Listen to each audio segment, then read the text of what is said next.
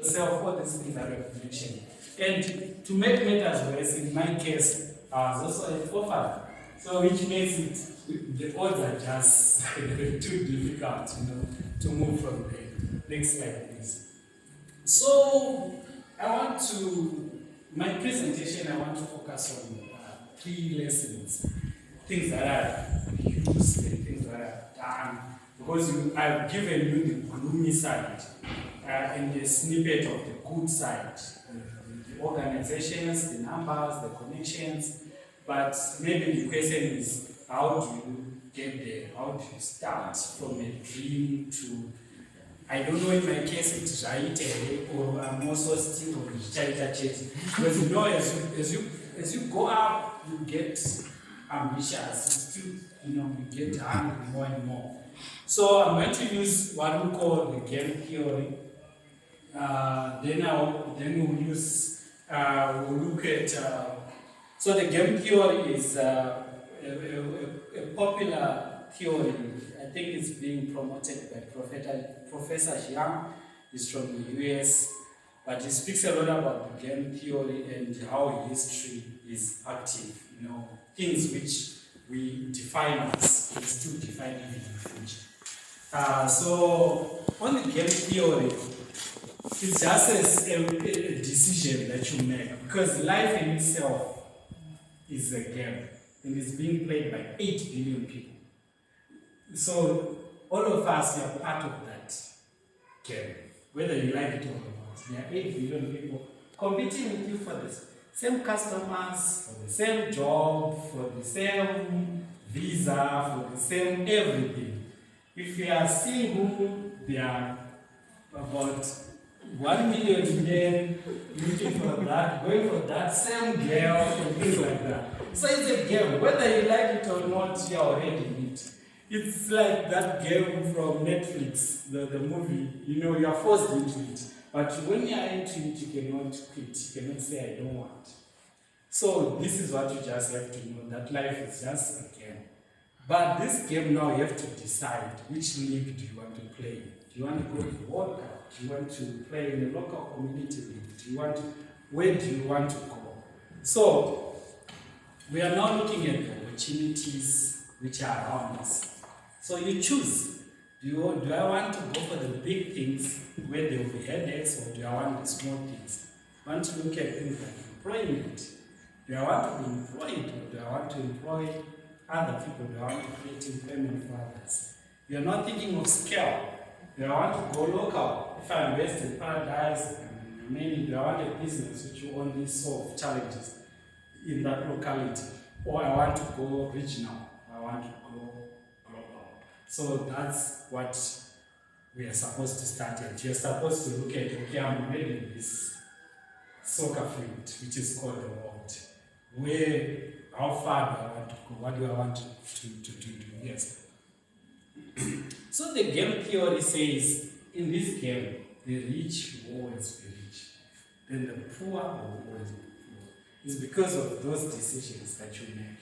So for someone like me, I have to fight hard to get out of where I was, or to get out from the position of the post which I was given when I came into this world.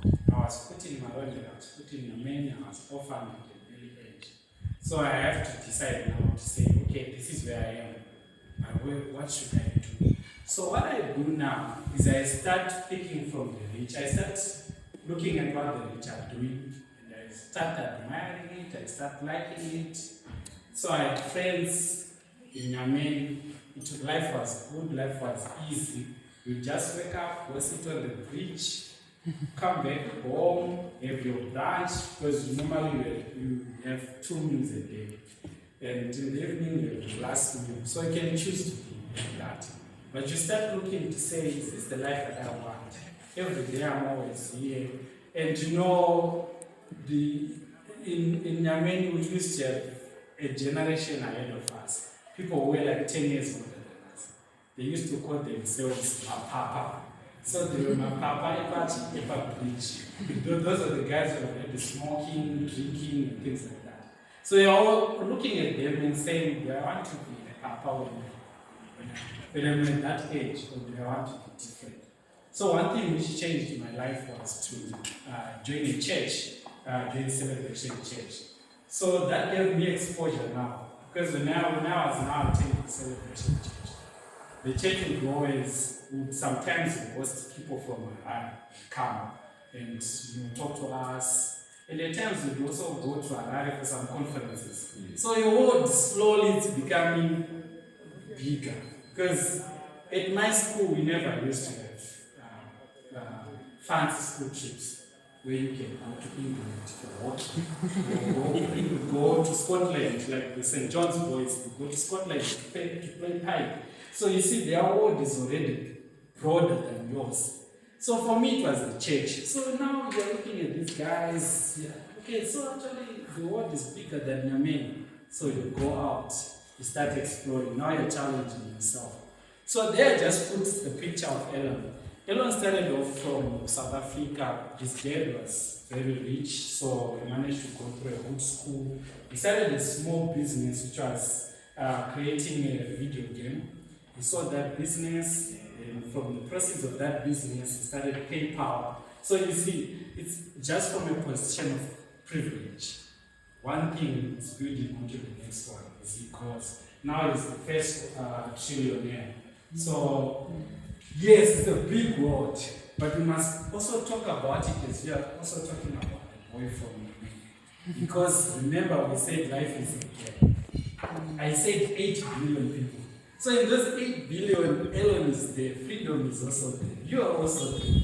So our language shouldn't separate to say, I am Africans, Anna Ellen. Exposure, yeah. We are all in it. Right? Next slide, please. So what you need to do is get out of your comfort zone. Like I told you, my comfort zone was being, just living the easy life. Go to my shops, play snooker, come back home, eat, sleep. So that was my comfort zone. So on the game theory, what they say is one of the fundamental principles of the game theory is move out of your comfort zone. By moving out of your comfort zone, it's not saying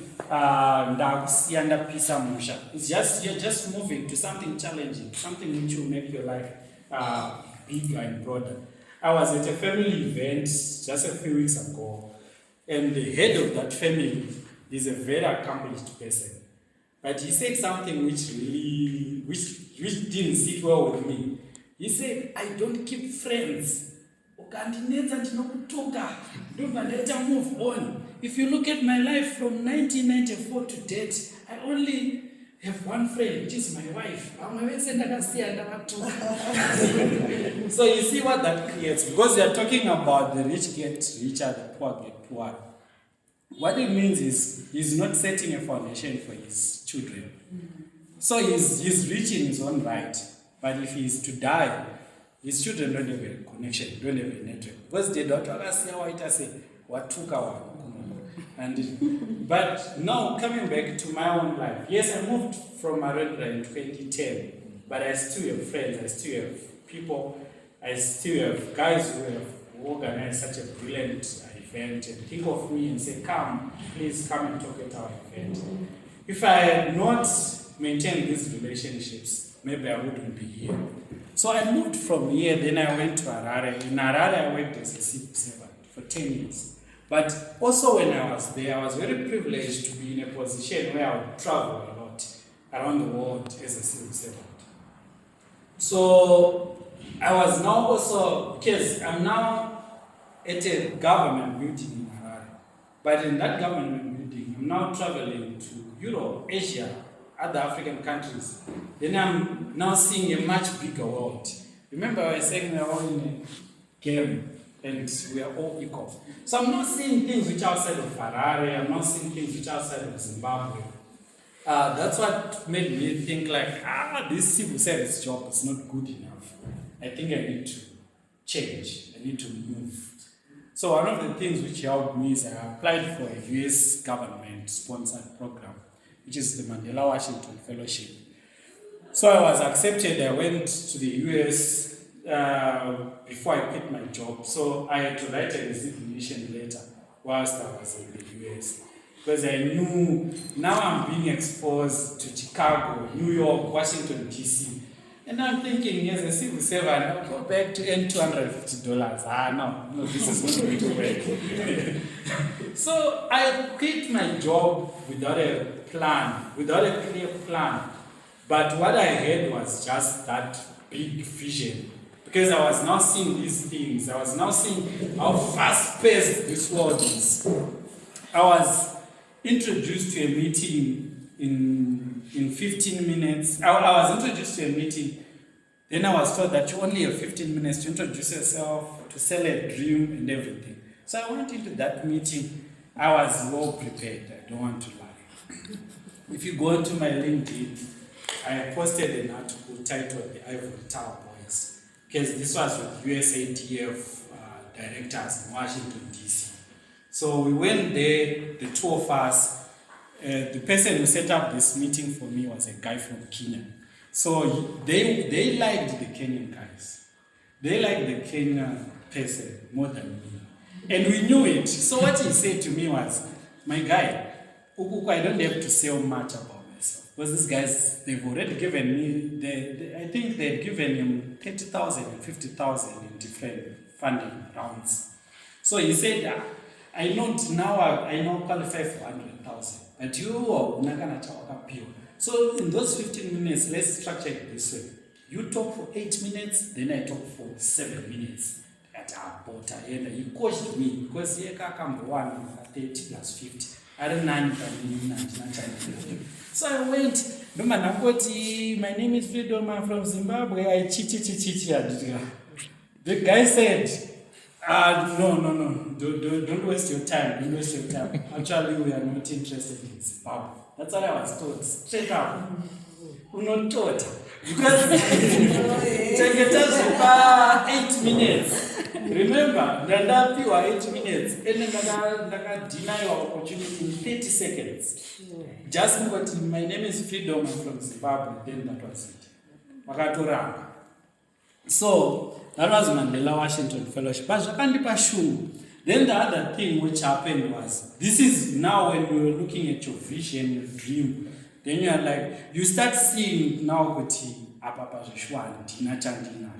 remember, Tataorachi, 8 billion people. It's a match.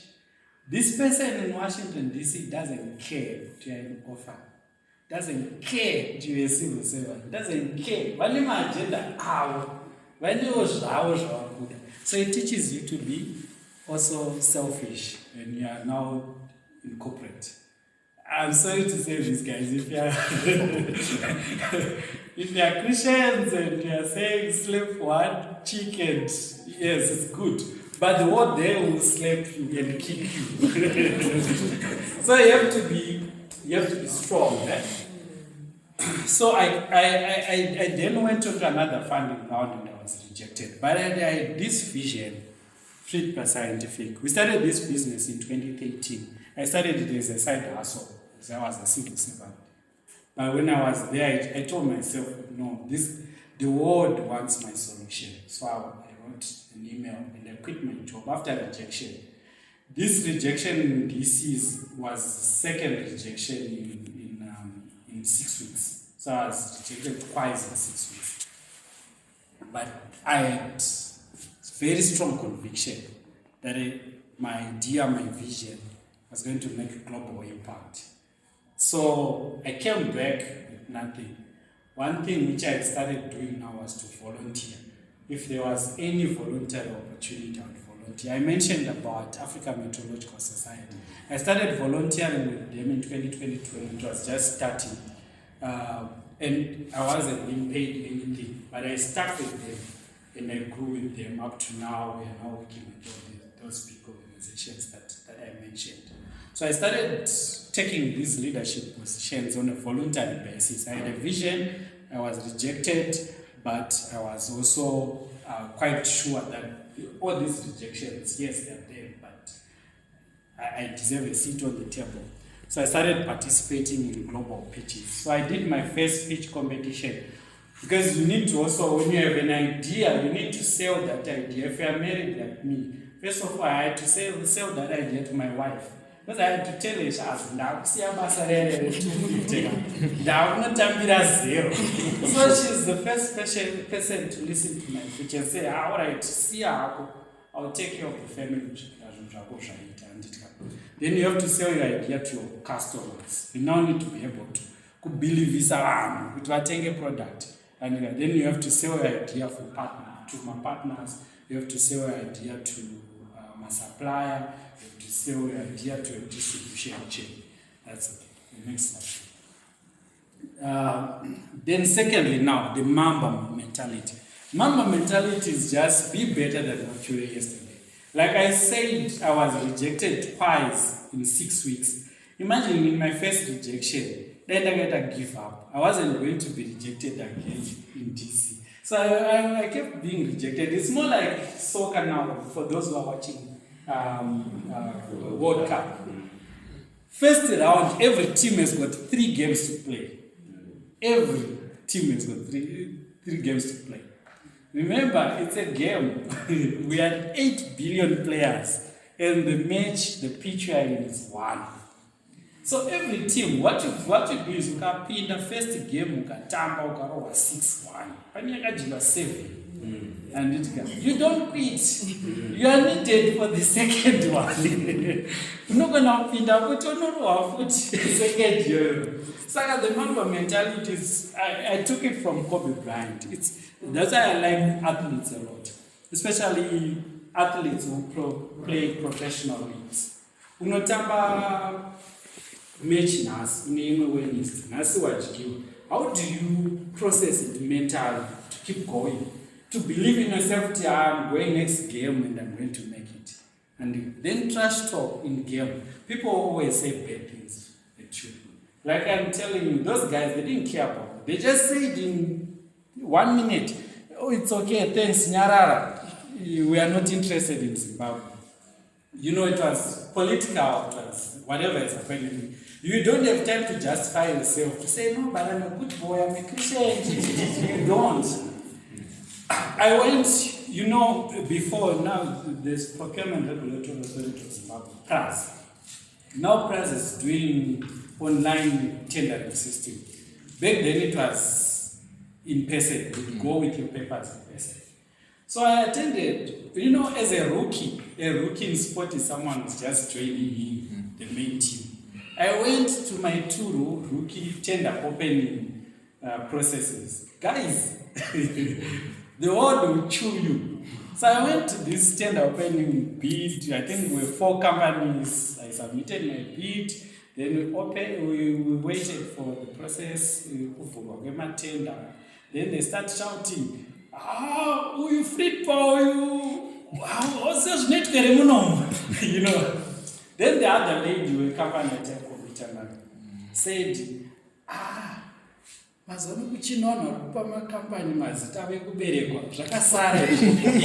this is a professional setting.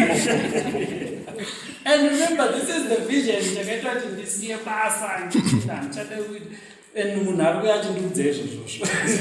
So the world will chew you up. So you need also to learn to speak back, to say Shamarika, or whatever you say.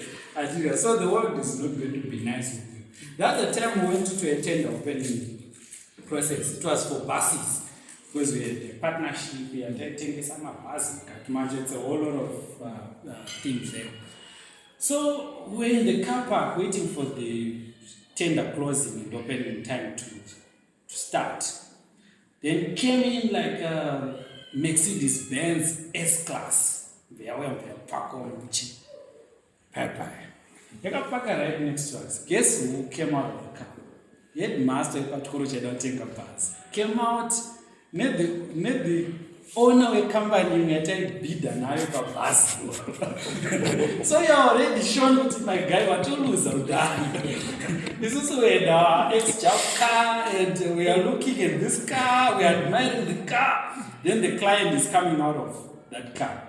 You don't know how to view an icon. And you know this headmaster Garam S600. We went into the tender opening process. Then my colleague just opened his phone.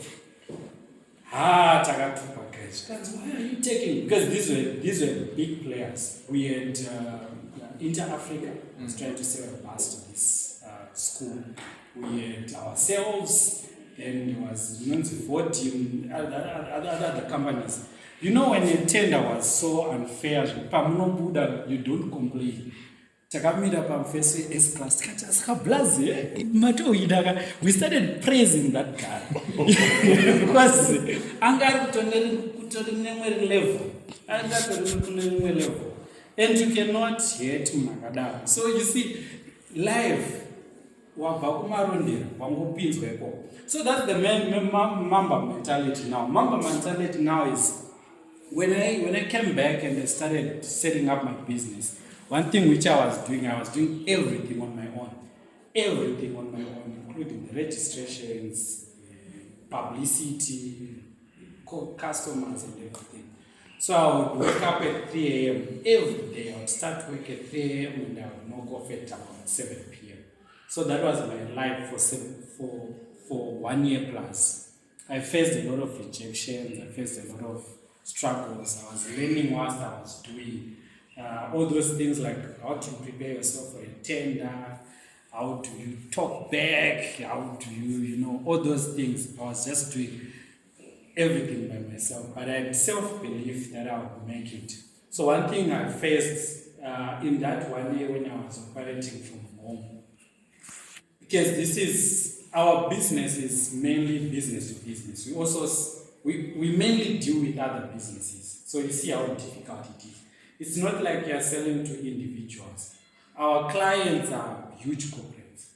So one thing they look at is, where are you located?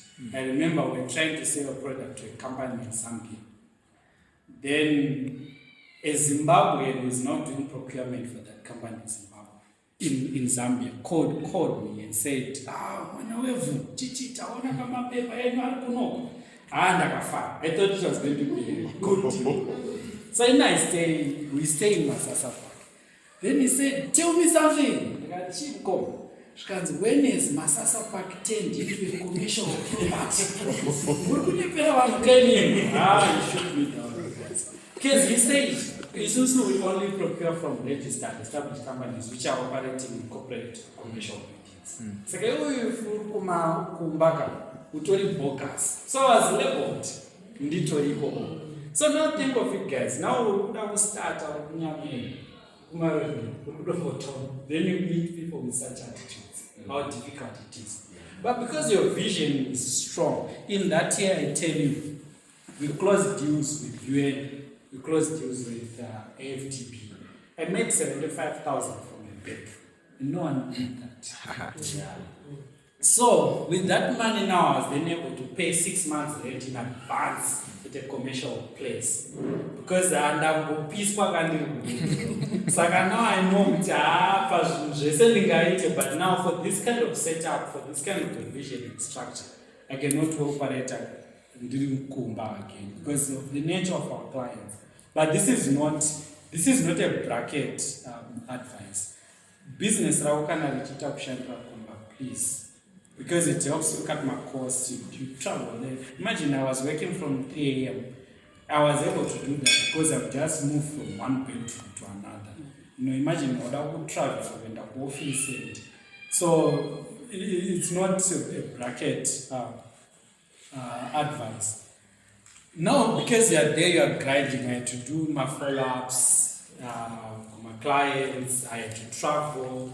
So if you look at our company name, non-food-based scientific, the scientific part of it is there's a US company which I admired a lot. So I learned from the internet that they had a franchise in South Africa, in Stellenbosch, Cape Town. So in 2016, I sent them an email and I said I want to start a business like what you are doing here in Zimbabwe. They are Boer guys.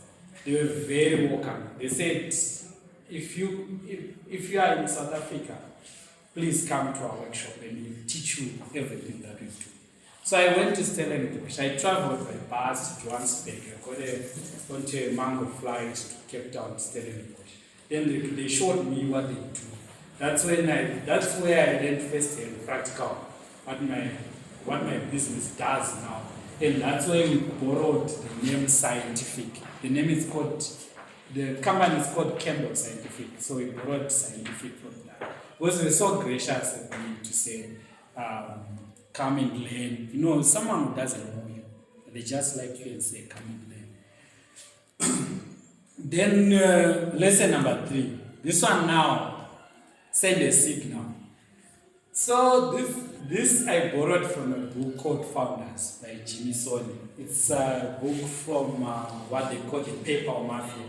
The paper mafia are the people who believe they are the guys who founded or who established what we call Silicon Valley in California. Silicon Valley is known for being a tech hub where big companies start. So the guys who started PayPal, most of them have gone on to start big companies. Like we now know LinkedIn, we now know YouTube. All those guys have started from PayPal, including Elon. So SpaceX and all those things. So the principles that I learned from these guys is that opportunities will always come to those who are successful. Then credibility also comes to those who expose themselves. So what they are trying to say by sending a signal is don't be afraid to announce your achievements. I know in Africa it's very difficult because once you post something,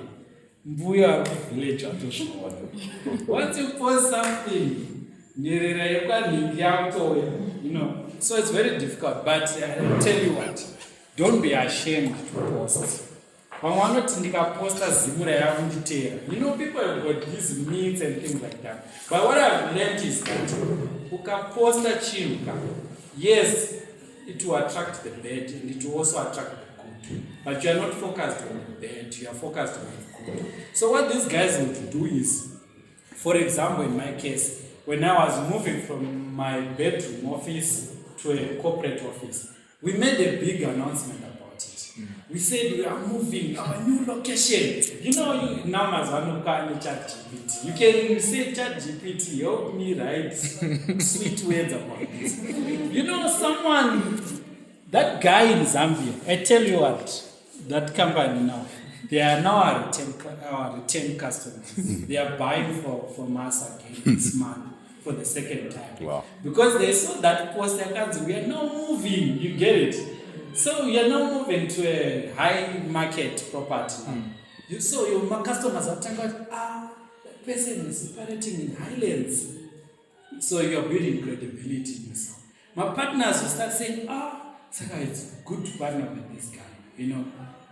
Saka usanyari, we know what you're not going to go in here. I might not be. I think what can happen. I'm going to be 40. I'm going to be kana vane munhu angane zizi rake rekusha kuenda rakachigara papo zvinotoitika handirambe, but don't be afraid to post.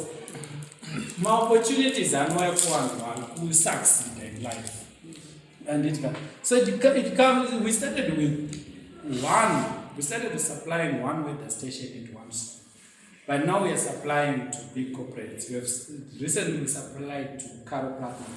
Caro Platinum is a new mine coming in. I think they are competing with Zimbabwe. It's a $500 million project. So we got that because they looked at us. They did a Google search. They looked at, okay, Munodai. So they believed in us. So we are growing up. Partnership. I mentioned I traveled to Stellenbosch to meet the guys at Campbell Scientific. Every partnership will be like the one in my bus where A600.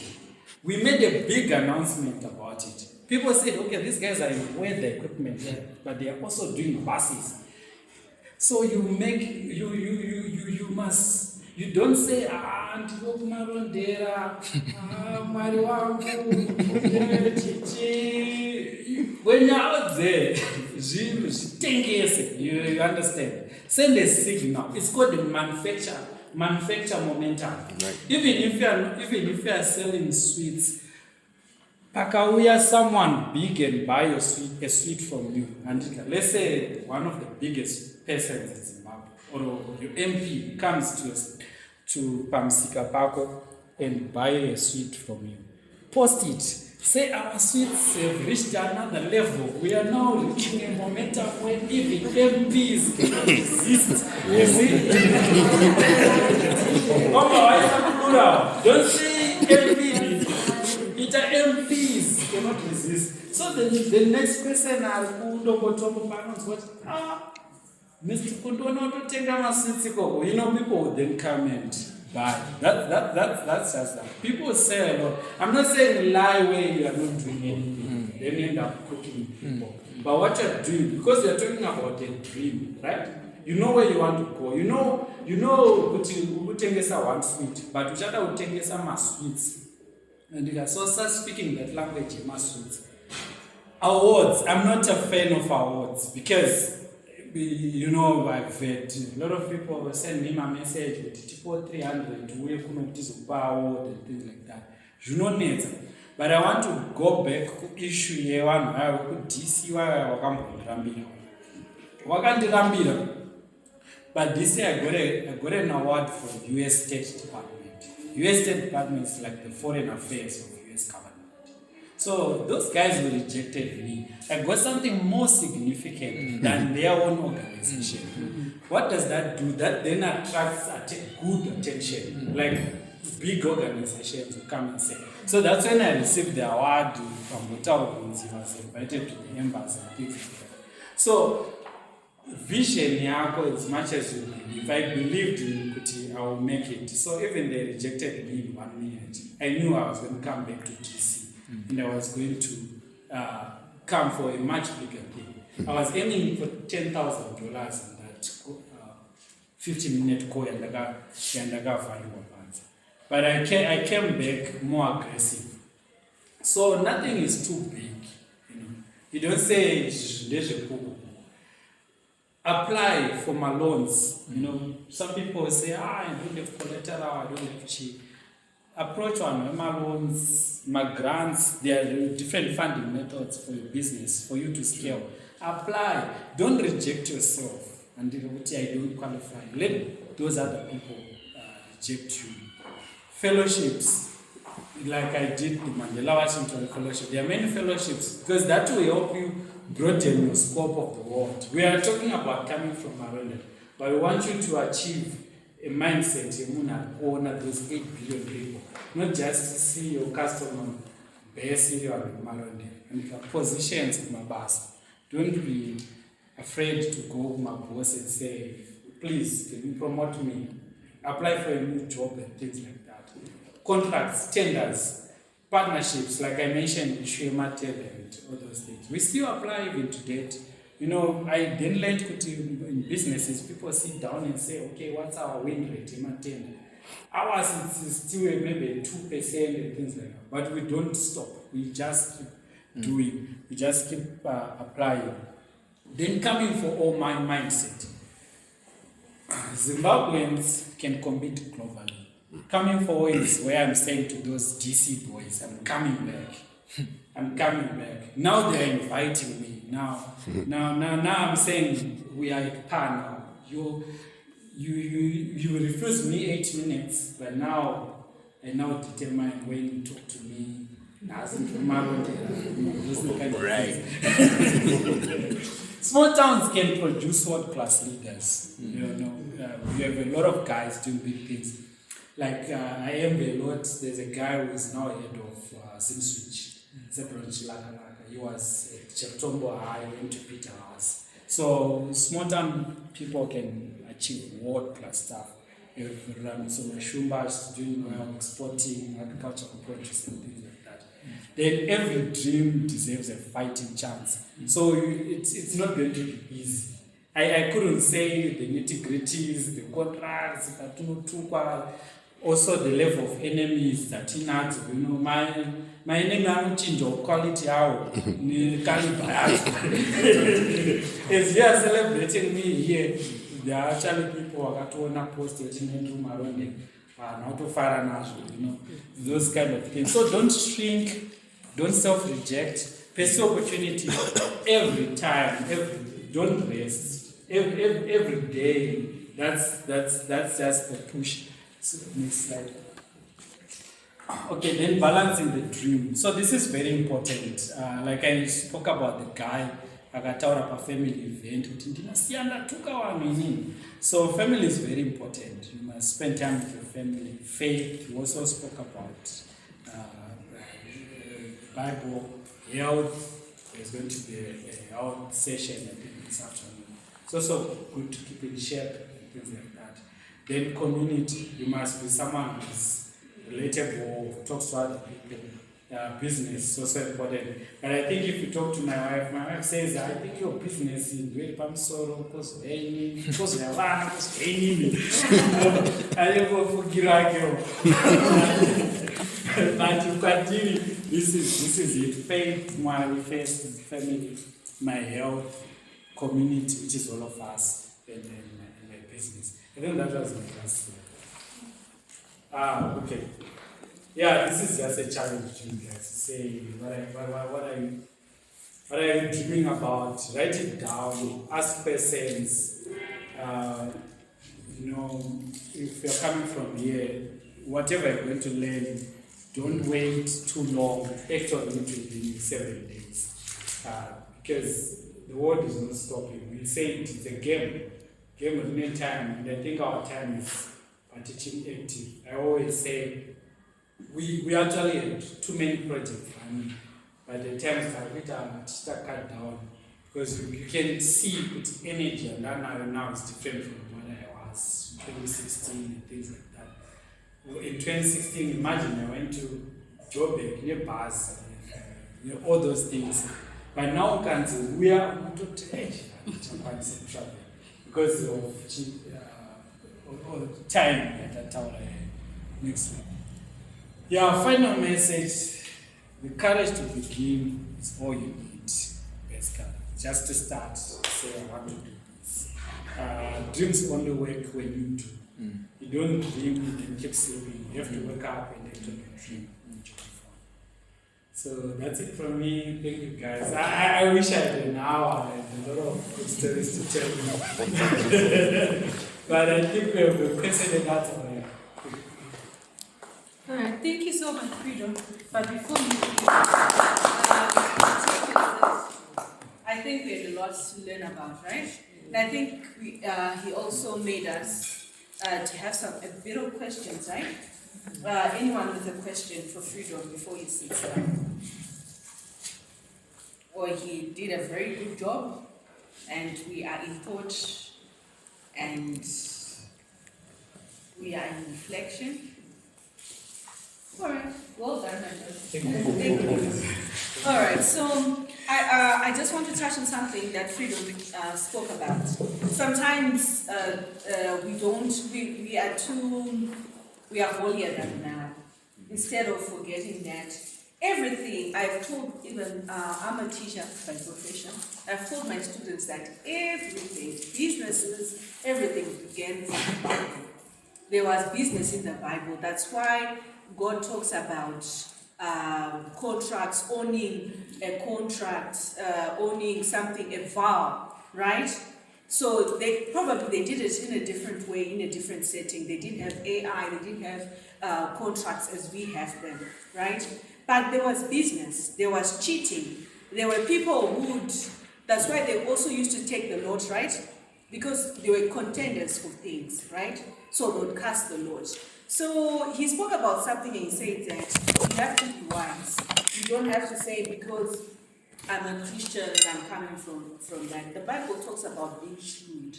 Does anybody really understand what being shrewd is? Okay, not many people noted to say that thing. So I did some homework for you and AI helped me. Right. So I went here and I said, being shrewd, biblically, shrewdness is God-given wisdom plus strategy. It's not about being cunning or manipulative. It's about being alert, planning well, and stewarding what God gives you. If you go to the book of Matthew 10, chapter 10, verse 16 says, "Behold, I'm sending you out as sheep in the midst of wolves." You are being sent out as sheep in the midst of wolves, but you have to survive, right? So be wise as serpents. Why is God asking us to be like the animal that actually made us to be sent from the very beautiful place, very secure place, very comfortable place ever, the Garden of Eden? But He's asking us to be wise as serpents, right? And innocent as doves. Wise as serpents, innocent as doves. It says, Jesus tells us to be shrewd, discerning, and strategic, but still keep a pure heart, right? So it doesn't mean that if you're a Christian, you have to be docile. You actually have to be shrewd. So please, if you learned a new word today, it's also shrewd. And I gave you that word. Please hope you're taking notes. There's a note section after every speaker. So when Freedom says something, there's something, somewhere for you to write. When the next speaker comes, there's somewhere for you to write. And I just wanted to ask our presenters if probably their presentations are available for others. People can learn, people can also present. That's how we make impact. That's how we sow impact to other people in other places bigger than here, where we are. And then he spoke about shouting out, sending the signal. Most people use people that have no impact, are less intelligent than us, are less educated than us. There are people called influencers who started by just making a joke online. And because they made a joke online, everybody gives them their idea, their advert, everything to do. Whilst the sophisticated people are out there, those who did media and communications, those who studied and went and are supposed to be presentable MCs and so forth in front of people. But people go to influencers. Why? They know how to shout, right? They know how to make noise. They know how not to be, what can I say, how to not to feel low about who they are. If they have to do a skit, they'll do it. If they see people, they are excited. They don't shy away from people. If they see people, they're excited. If they see a camera, they're excited, right?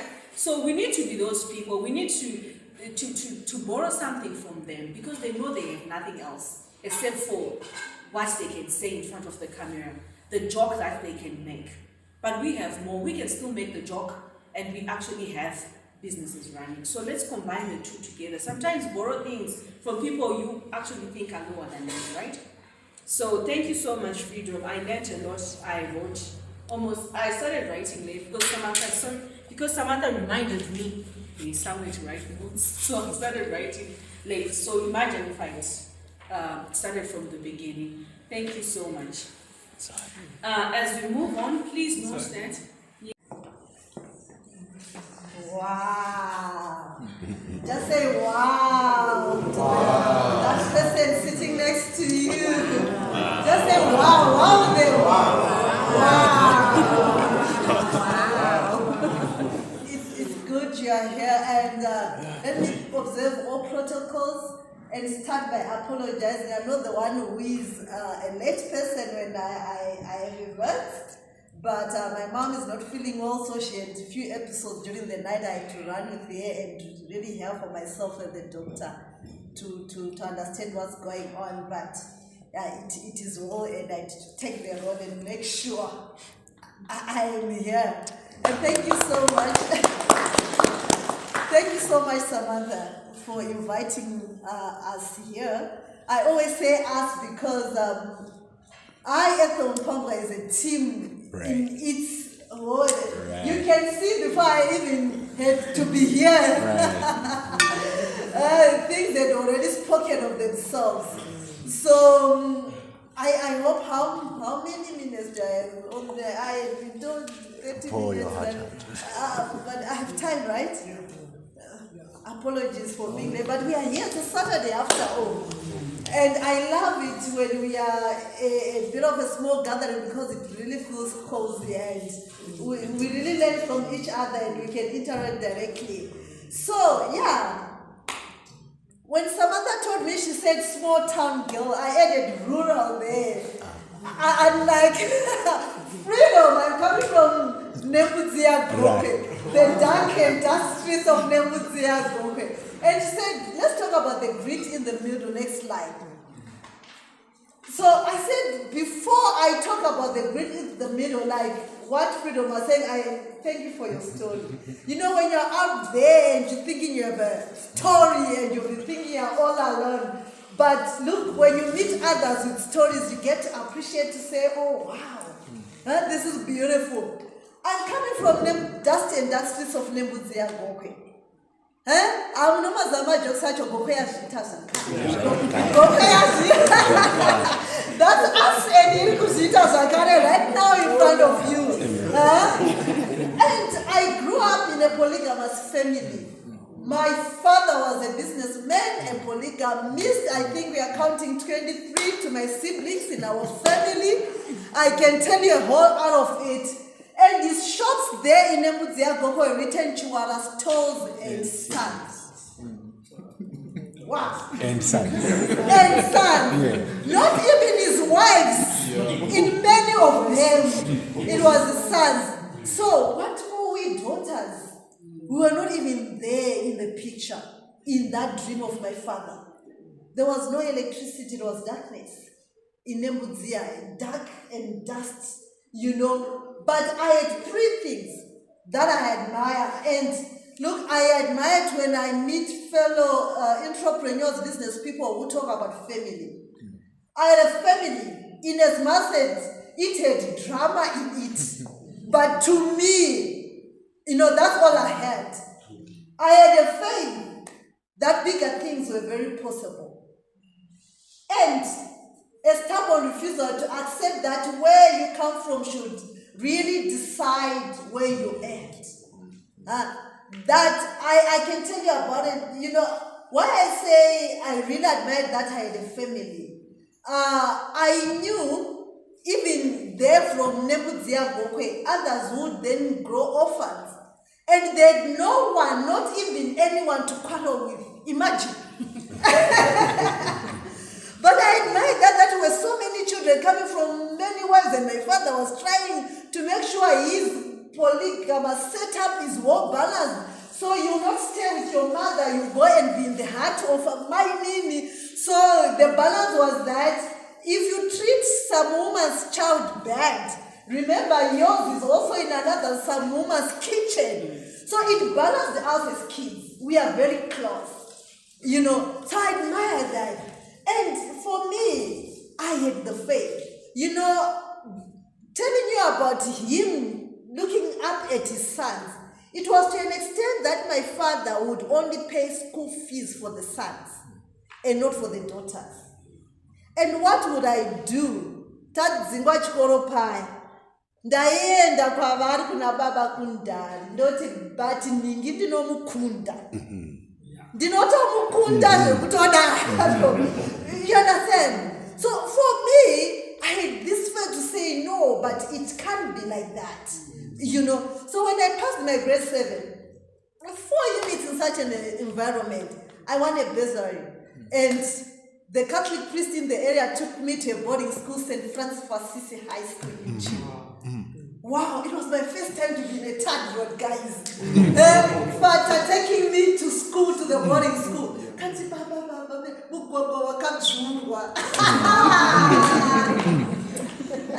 know, it was so thrilling. It was my first opening up of life to experience a third road. Tajeramboro, my dusty roads. Tikaona mota taitemera tichimanya. Look, it was so exciting to see that 4 wheels, and it is what it is. It's growing up. That's when I knew to say no. Where I come from should not really speak of where I'm going. Next slide. It doesn't have to. But why my story matters to everyone sitting here is because everyone starts with a dream, but most quit in the middle. My dream when I was growing up was to be an electrician. If you ask me. I went to Assisi, had an experience. It was was a very nice experience for me because I could see the level of difference of myself and those of my age. You understand? So I would wonder, cool, what's up? You know? So I noticed quickly, even the first day, Tazomuka Pepe, the first day we have my 4 months, right? You know, those went to boarding schools, kuma mission. Mashawa nega kangoti ndanda, but I don't guess when they must sleep pass. In the katoye da they did. And they had to gather around me. But quickly, I told them, continue kuvaga, tunatopenda class. Tisina buzu. Understand? But imagine I'm coming from this shower. We're not only necessary, it's not a Jew, but it's a kitchen and my vangu. And I'm going into a tough school shoe. It's a miracle for me. You get it? So this is where it is like, even when we are moving into that one level of business, you find people, you get into territories, you was talking about it, where you don't even have an idea and people are wondering, why are you not that knowledgeable? What's your attitude? When that happens, what is the attitude that you take? Most of it in the middle. The middle is where the dreams die, ladies and gents. And it really happens.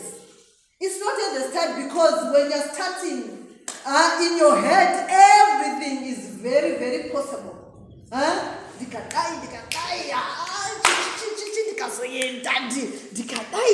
You know, it's this imagination. But when it comes to the implementation, it's a different story altogether. In the middle, that's where it becomes very tough. I will tell you about the Money Mat story. It really becomes tough. And Africa needs founders, guys. We were sitting here. The continent really needs us. And you know what? This continent, if you go and read about it, I love my colleague from that he even traveled all the way to States. I don't think there are opportunities. Why did you come back? And go back in that Masasa bedroom and said, no, I don't think there are really opportunities for a while for prosperity. Because, you know, the first time that I was in the UK, I really said, wow, I don't think I'll survive in this place. They know where you are. They know where you are registered. Even in your sister's house, you are registered there. The council knows about it. It says like, your life is not even a secret. It's very, you know, every system speaks to the next system, and that's it. Where's an opportunity for an adaptation in a system like that? The systems are needed here. This is the reason why we sitting here, we need to go there, get the exposure, come and make it right for our very own environment, you know, and that speaks to us. We can't do copy and paste. Cultures are different. Oh my goodness, I can imagine my daughter coming and saying, Mom, this is my boyfriend. I've not brought in my boyfriend. And I'm like,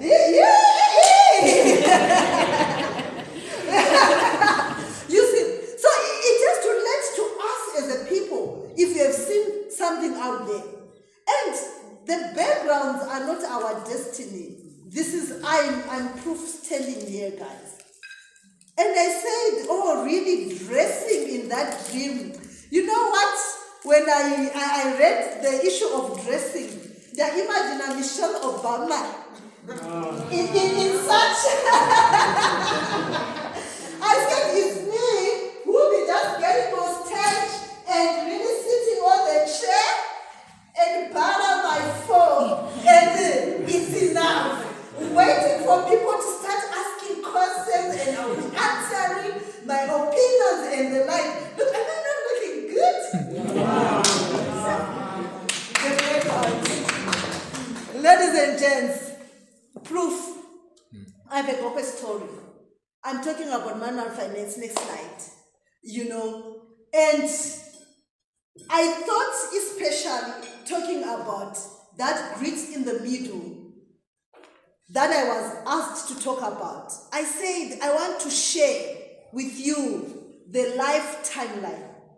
Guys, if you are ignorant about this, then the dream might not be really a dream, it's just a fantasy, I'll run through it. 1 to 20 years for any human being is foundation, more so to us, in our cultures. Why I say 1 year and not 0 is because at 1 year, for those who are already parents, instructions are being taken by a 1-year-old. We are teaching from the age of 1, right? I've got a 2-year-old in my home. Grati, Tora, Unza. She cannot respond, but she can take instruction. And while we are saying up to 20 is the education period, like normally for us, especially in Zimbabwe, our kids start school at 6 years, right? 4. Oh, grade 1, there will be 6. So let's start from grade 1. And it's 6, right? 4. Grade 1. No, grade 1. Let's start from grade 1. It will be around 6 years. So it will be 6, 7, 8, 9, 10, 11, 12, grade 7. Right? 13, 14, 15, 16, form 4, 17, 18, form 5, form 6. I'm talking the conventional, the usual one. Right? And then 19, 20, this is part 1, part 2. Good universities will send you to attachment at 21. Work age has started at 21. You get it? And then you go finish attachment, blah, blah, you finish school. This is the conventional. And I say, for those who get to parents, for those kids who are not in this line of academics and get to 21 in already university, they haven't passed all levels at 21, please don't trouble. There's another way. We go for vocational training. Don't trouble kids. Find their strengths, because the age group that they are in now, it's a working age. They need to start to be working and to be self-sustaining. Right? So that's 1 to 20 years. It's just education period. People are shaping their future, right? And please, now that you are going back to those home with those kids, raise kids giving them this mentality. Know that they are moving in a timeline. Because this flesh that God has given us, the book of Psalms says 70 years are given to us. We get to 80 by choice. Oh God, teach us to number our days. Amen. Give us the wisdom to number our days. You need that wisdom. 21 to 40. This is also almost the midlife. You are getting to that midlife, the grit in the middle, right? This is the strength of your life, ladies and gents, between 21 and 40 years. Some say life begins at 40. Not all life begins at 40. Let me be truthful to you. If you don't really plan for it very well for it to begin at 40. This is why you see at 21, for those who grew up very well with knowledgeable parents and the like, they give you the keys of life. And key 21, you have unlocked. If you are not going to understand what's being unlocked, I'm sorry, my guy. You need to understand it. This is the strength of your life. Anything and almost everything happens in these 2 decades of your life of 21 to 40. That's the work age. Introduce vocational training if the one that he has not really done well, because what you now need to do is to work. It introduces you to marriage if you choose to. Parenting, parenting even if you are not married.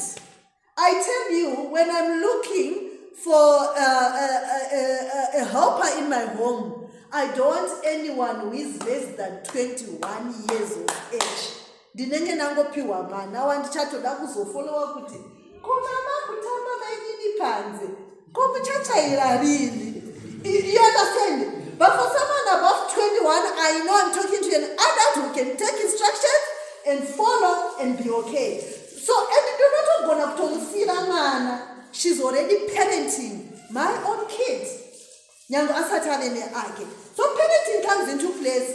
Even if you don't go and be a house helper, maybe you have siblings and the like, we still expect you when you're in this age group.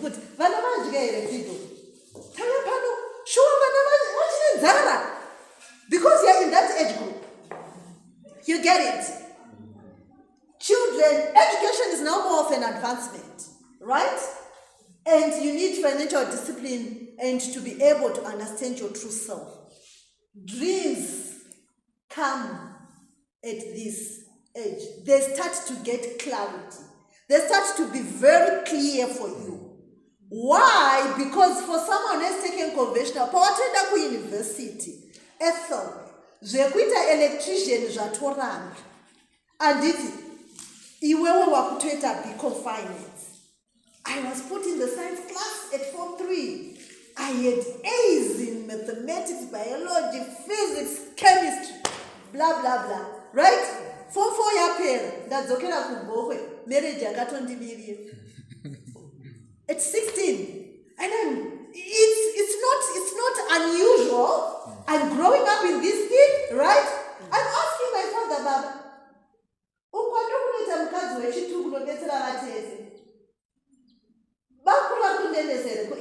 and my father is asking, what is A-level? Right? Because unoda kuenda ku A-level kunodi.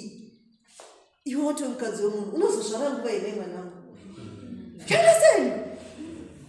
And I'm thinking, remember, I've got an exposure of traveling in a third road. Yeah.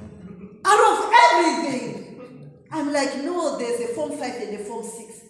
Dreams are starting already. Ndakatiza kumba. Vatete vatouya tatogadzira tswanda dzedu. My mother was a nurse a Catholic hospital. How she enrolled there, she was a natural nyamukuta from Kumusha. So pakaitwa clinic, she was then made to be taken to the clinic and do safe deliveries. No, she's so very, very blessed. She says, in all your life, avana mukadzi wavakambozvarisa mwana akafa kana iye akafa maoko avo kana akazonofa it's a week 2 weeks later atobuda mumaoko avo naturally. You understand? That's how blessed my mom is. So vaenda kunaiti duty mukadzi hanzi vanonwanzozvara usiku. I don't know what was the sense there. So vaenda kunaiti duty ndikatirege ndikuperekedzei amai tichitaura nyaya ishi yatasiye ndikati hai nini ndakurova pasi ndakutiza zvikanzi unondiurayisa nababa wako unovaziva. Ndikati mama amen ndinongoda kuzomuenda kukanda ndombo pakufa kuti mai ndakazodzoka ini ndakurova pasi. Already there's a dream in a young girl in which a scare has been given to a whole mother saying unondiurayisa nababa wako. And she's bold enough to say, Zvikada mukazofa. Not that I don't love you. Look, because of that woman. I love you so much. But when the dream is with you, nothing is impossible.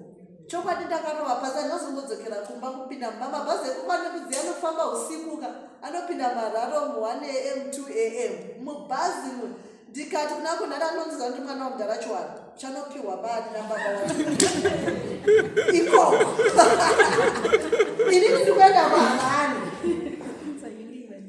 You see, saka the dream comes. So I go back ndakatiza ndidzokera pasisi lokwandaiziva ndasvika kuchiva, right?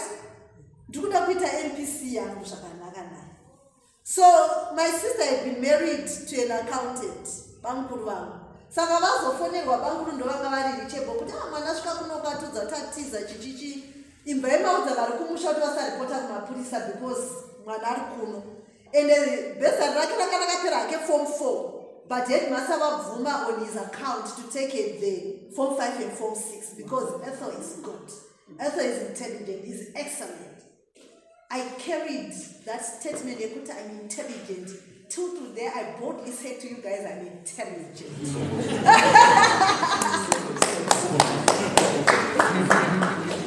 You see? So, bakuru ndovakazoti no kumasenzi kwachoka atizozivi kana kuti tovaonera basa kupima inini. And listen, inini ndiri commercial food. Ndinotaurawo nemashakani. So I started accounting at A level, not even from Form 1. So I then had to take mathematics because I was good at it, accounting and business studies, right? It's fine. Got in there, I'll start from there. And I had my 14 units. Already I'm in the commercial world. But then I could work with MPC, right? So got responses from 2 universities, NAST and UZ. UZ gives me become accounting, NAST gives me become finance. But idea wakati ngawende kunasi kunozendwa kwa attachment vanotsvagerwa basa blah blah blah. I'm already in the finance world. But pfungwa dzangu dzaiti ndichadzokera magetsi chete. You understand? Time is moving. That man 23 years. Ndichadzokera magetsi chete. And the world and the time is asking me, Ethel, when are you going to go back to be an electrician? You're already in the finance world. Make it happen. Dreams don't die. Why don't you start dreaming in the very same world? Ladies and gents, in that age group, I think for those who are over 40 can agree with me that you look back. You say, but I really wasted time. I wasted time. That boldness, you know. When you are still in this age group, we are amongst us. Guys, sit down. This is where your strength of life is. You have no excuses whatsoever. And I'll tell you about it. I started Manmat Financing was a second attempt, right? But when Manmat then started in a veranda, I was already around 26, 27 for a second attempt back in microfinance, right? I'm getting married at that time. I'm having a firstborn. I'm doing masters. I have a job that needs me everything and anything about me. I have a God to pray to. I need to take care of Kenny. Kenny muno kutoti anga chambororaka nyama mukanodya autaiti yeshu ndoranira kukwata watosvika uchirimona maiwe. You see, because ndakabva kugokwa kangu ndakarayirwa kuti muno mukadzi anobikira murume wake, which was excellent. It is the strength of my life, so it can happen. God did not make a mistake at this age for it to balance out and for it to happen. When you start really quitting, sometimes quitting is not wrong. It's taking a step back, right? And reorganizing and coming back again. I think in one of my podcasts, if you follow me, the Entrepreneur's Corner by Manmat Finance on YouTube, I talked about these issues. But when you just then tell yourself, especially when you're in this age group, to say it is done. It's done. You are done and dusted. You understand? Guys, it is in this age group that even if you have got a very nice job, it's time to experiment. Better for ladies. If you become pregnant and you take the maternity leave, guys, Nakamuda meeting, I went and I gave birth. I stayed there 1 week, 2 weeks, I bounced back again. The body is depending with how strong you are. I think because I grew up very active and I would bounce back. But when you feel you're strong, now it's even more easier because you can still work online and be going. You don't have time to waste there. So when they say life begins at 40, someone is getting into 41 to 60. Life starts to, I haven't experienced it, but I believe it's slows down. The body itself will tell you, I can't run. I can't. You are seeing parenting results. Kana wakamborerawo zvekudaro uchachengeta kuti vazukuru vaneta umu ndo mai vakuti neta kumabasa uko vakachengetwa nana mbuya nana sekuru vasingarohwi vasingatsiurwi nokuti mbuya nasekuru vanga vaneta. You get it? And this is where we see midlife crisis. I think around 44, 45, that's why they say midlife crisis. Takuona murume mukuru wacho ane 45 achina karembedza mabro. Munhu akurealiza kuti time is gone. So this lifetime, guys, is very important. We are talking about the grit, especially in the middle. You know where you are. It's never late. You know, in that category of 41 to 60, it's actually like with the old age. I don't think kuti even in Zimbabwe yakatuomera, guys. Yakatuoma zvekutodaro anditi. Umu munenge watove pressure yekuti utove nemba. Nyangwe masub deals we have to go through. Because telling you at 60 years still paying rental, ladies and gentlemen, it's a non-starter. Let me talk about it. You need to do something right now. Dosaka kuma 35 ukuti chibvunzana kuti freedom. So mabili what is I saying? That's it. When you get in there, you are tired. So why am I telling you all this? You are sitting there. You have a dream. You are at that particular whatever age. Know how the dream has to go, depending where you are. If you are 61 to 80, it's now retirement. Usually, you are more of an advisory, seeing the impact that you did in all those years. You know, but there are rare cases. There are always outliers. We are told about, is it the KFC guys who started very late and have done well? Those are outliers. But if you believe in being an outlier, please, why don't you move with the rest of us? Get going. Get moving. You understand? If you're an outlier, be an outlier on the other side to say, Ethel started a whole company, the first microfinance at 24 years of age, coming from Nembudzia Gokwe, not knowing anyone in Harare, finding life. So the grit that comes in the middle, in the dreams that we carry, the scarcity of them also depends on where we are in the lifetime line. If you are between 21 and 24, there's nothing to be scared about. Go for it. Go, start moving. You are 41 to 60, you need to be calculating. You cannot just go blindly. Kune ma school fees, my university fees. You can't just risk a whole home. What on a permanent mat? Could you not have kuti one? I will not take guess. Let me tell you about it. You understand? But you can now 2 homes, one for investment, one for family. Yes, the investment home can be risked because family is settled. Vana have any confusion.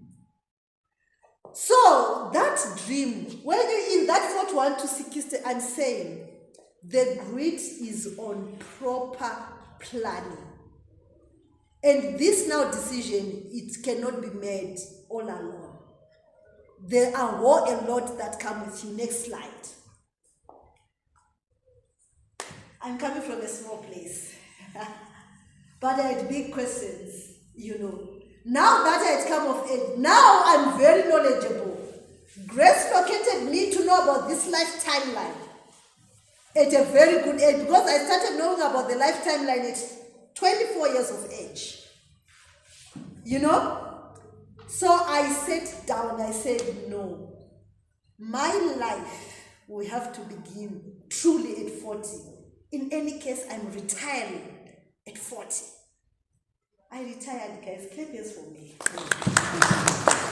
I retired before 40. I retired last year. Management Finance is now a whole CEO who is not Ethel. Nice. I've moved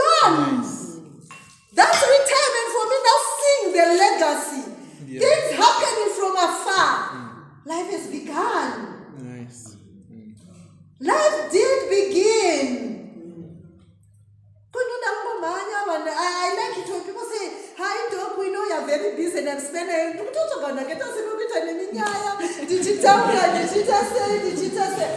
but what shaped me in all these guys, especially having known the lifetime line, scarcity taught me discipline. I did not have enough. When it is in abundance, I think in do patino owners you know, my mind, excuse me for those who are recording, please don't record this part of my opinion. But I'm wondering why the year that I got to know that tribe is amongst the millionaires, multi-millionaires, billionaires, even his kids, we never had to experience them the way that we are experiencing some today. You know, I don't think things came in abundance for him. Even when I read about tribe and the stories that he talks about, scarcity teaches you discipline. Don't want everything to be there, right now. Start from where you are. There, right where you are. There is the discipline. When there's not much enough, you don't waste. You know. And I also took this lesson when I was growing up. Isusu time age groups. Because even Sekuru and polygamous, and not younger than me. You understand? Sometimes age groups,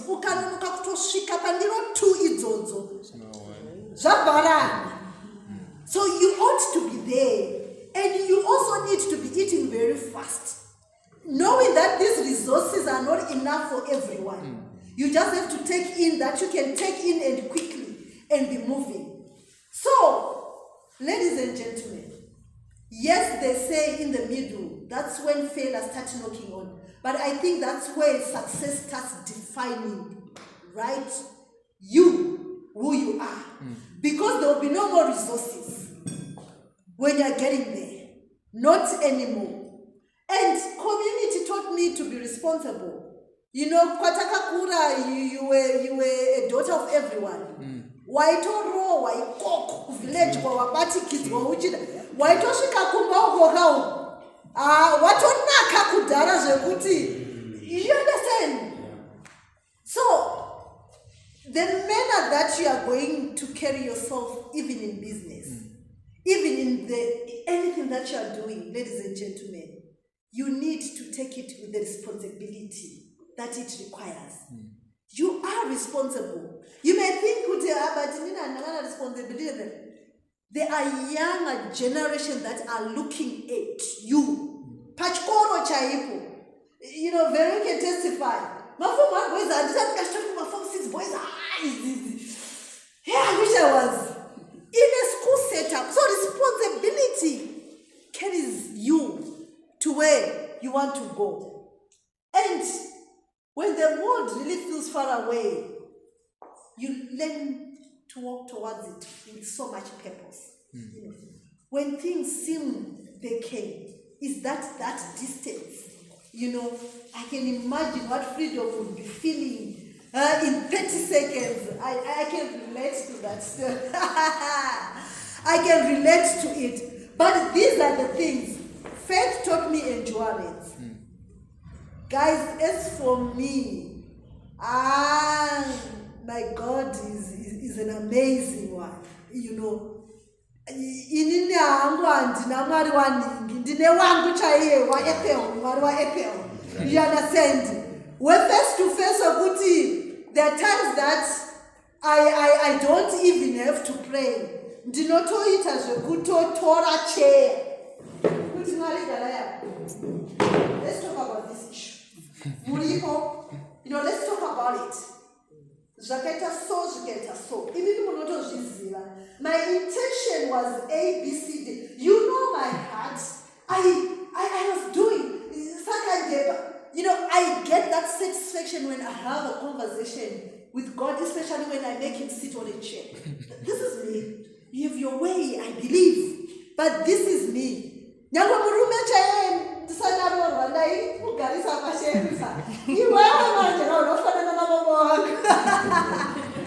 I have next slide? inside. And Ken is a loving guy, I tell you. So for me, self-development was the first door I forced to open. You know, I always tell people, like I said, I relate to you. I could not flow in English the manner that I am doing right now. Spoken English and written English are worlds apart. Guys, the Gakula Kwanimbu Zechimileketa. Was like, you know, that's how deep, because our background is from Gutu, you know, that's how deep my Shona was. But there's a point in time, after university, I went for an interview with Reserve Bank of Zimbabwe. No, because I don't go to a cream, I have distinctions. Don't forget I'm intelligent, man. You know, I knew what they were asking. I could hear. But to answer back, guys, this, that, therefore. And then, I could not link. You understand? I went out of Veronica, no more interviews. That's when building a business started opening in my mind and saying, I can't have interviews. The first guys that I first worked with in Manmat Finance, I never did formal interviews. They told a man, they muti gara apa shaya my young sister ya my young brother. Gatita ule wakakura say. So that it's really, even to this day, the interviews of Manmat Finance, I always tell HR Akuti, please, Mukanga Belega, Chagaya Kunzwanya so that that person expresses themselves. We are losing the cream because of. Okay. Just all of that day. I think it's coming out from you see, but I had to learn because there are stages that will judge you with how well you are going to be speaking in English, especially when you say you are coming from Zimbabwe. They know Robert Mugabe. They can just relate to this day to Robert Mugabe. You understand? But it's in that of English speaking that they say, you know, this is why we respect Zimbabweans. Doesn't happen wonder passage break English because it's a francophone country. They speak in French and they're not even embarrassed. And I was like, okay, yeah, but we need to keep learning, guys. There's no way. We keep learning. Till this day, I'm still learning. I have mentors, you know. Financial literacy, money is the language of every business, guys. And it eventually speaks. You start a business. You become like an Ethel who started the first microfinance. Akatofunga uti zvake zvaita. Guys, kutotenga ka CLK. Kenaigara kakuno kumarondera. Adare marondera banaibeta 40 minutes ndichizwa kuti yes. But what did the business do? The first microfinance that I tried went under. Not because we really failed on how to do business, because we're not financially literate, yet we had learned big confinements at last. Being an accountant, being a finance manager, being a CEO, it doesn't make you financially literate. Guys, money is the language of every business. Right? All done. Knowing I have to pay my rentals, you know, so that at least I'm set. You don't start thinking of the luxuries. You understand? Luxuries follow when the money is met. Take it from me. When I started Manmat Finance, I started in a veranda. Did you find talk from Krembon Guadaroku? Did you know cross Market Square, charge office, Mbane Netsoka? There's a kombi kuzoka kumba because I started from there. Kufamba Netsoka chaiko. 1 2 1 2 neka jira kangu mbeke kupukuta makumbo angu.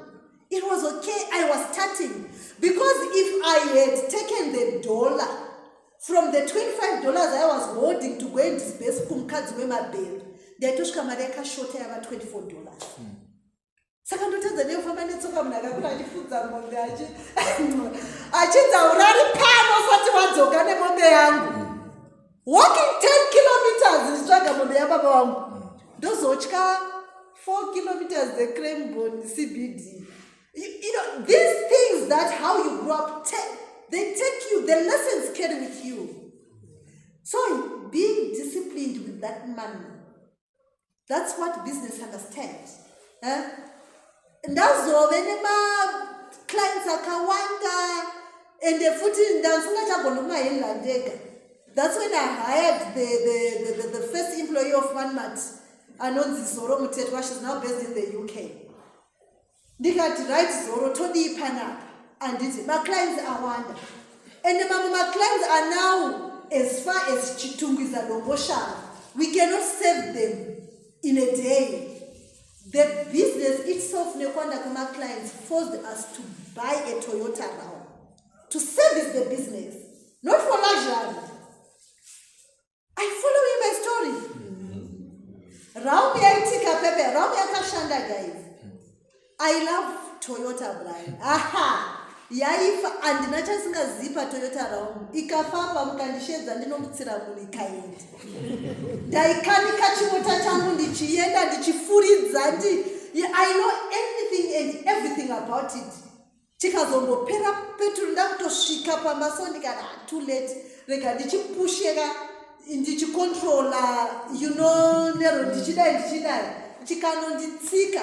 Na nas, you see this car. Ndakatsikwa neToyota Raum yangu, making things work in business. Do you get it? And I could not let go there. That's all I had. Then branches started increasing. Mutare women came. We want what you are doing for other women. Branches are increasing. Right? Tazodan. Tagarapa Sinetin and Nandavenara. No, and about 5 employees. So, Ethel, we call each other first names as well. Ethel, come Tara, Shikina around me. What's okay? Tadiku Mochago, Kamata Harichi, Karinan. It's serious. Because na accountant we don't understand so it's accountant because in meaning that I couldn't get in the field making things happen. So you know, we can squeeze, you know.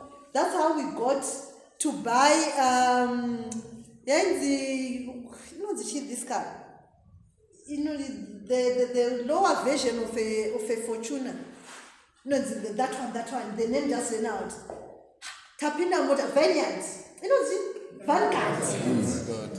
Tapina guys, man is the language of every business. Tapina Vanguard. Because in the Kulova Mutani and it Dichizoka Arari. Dakufura Chona markets Marondera Rusape Dichidai. Vanguard really served well for that purpose. And all of a sudden, man might one day we received an email, Ethel, the governor wants to meet with you. We are doing so much in the informal sector of Zimbabwe. The few of the microfinance institutions that are not serving the civil servants, it means you are doing something right. And it seems as if this company is growing. Don't take fortuna.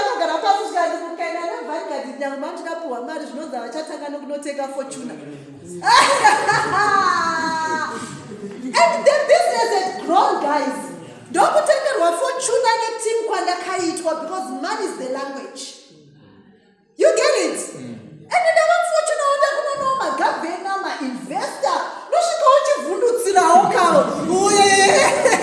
Because we are Zimbabweans, and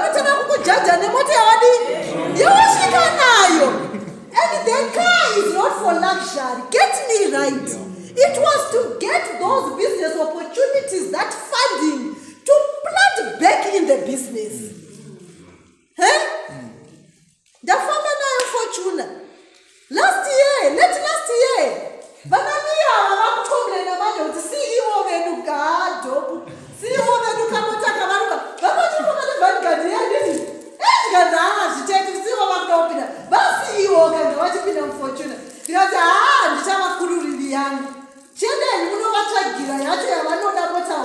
I remember at one of the team buildings,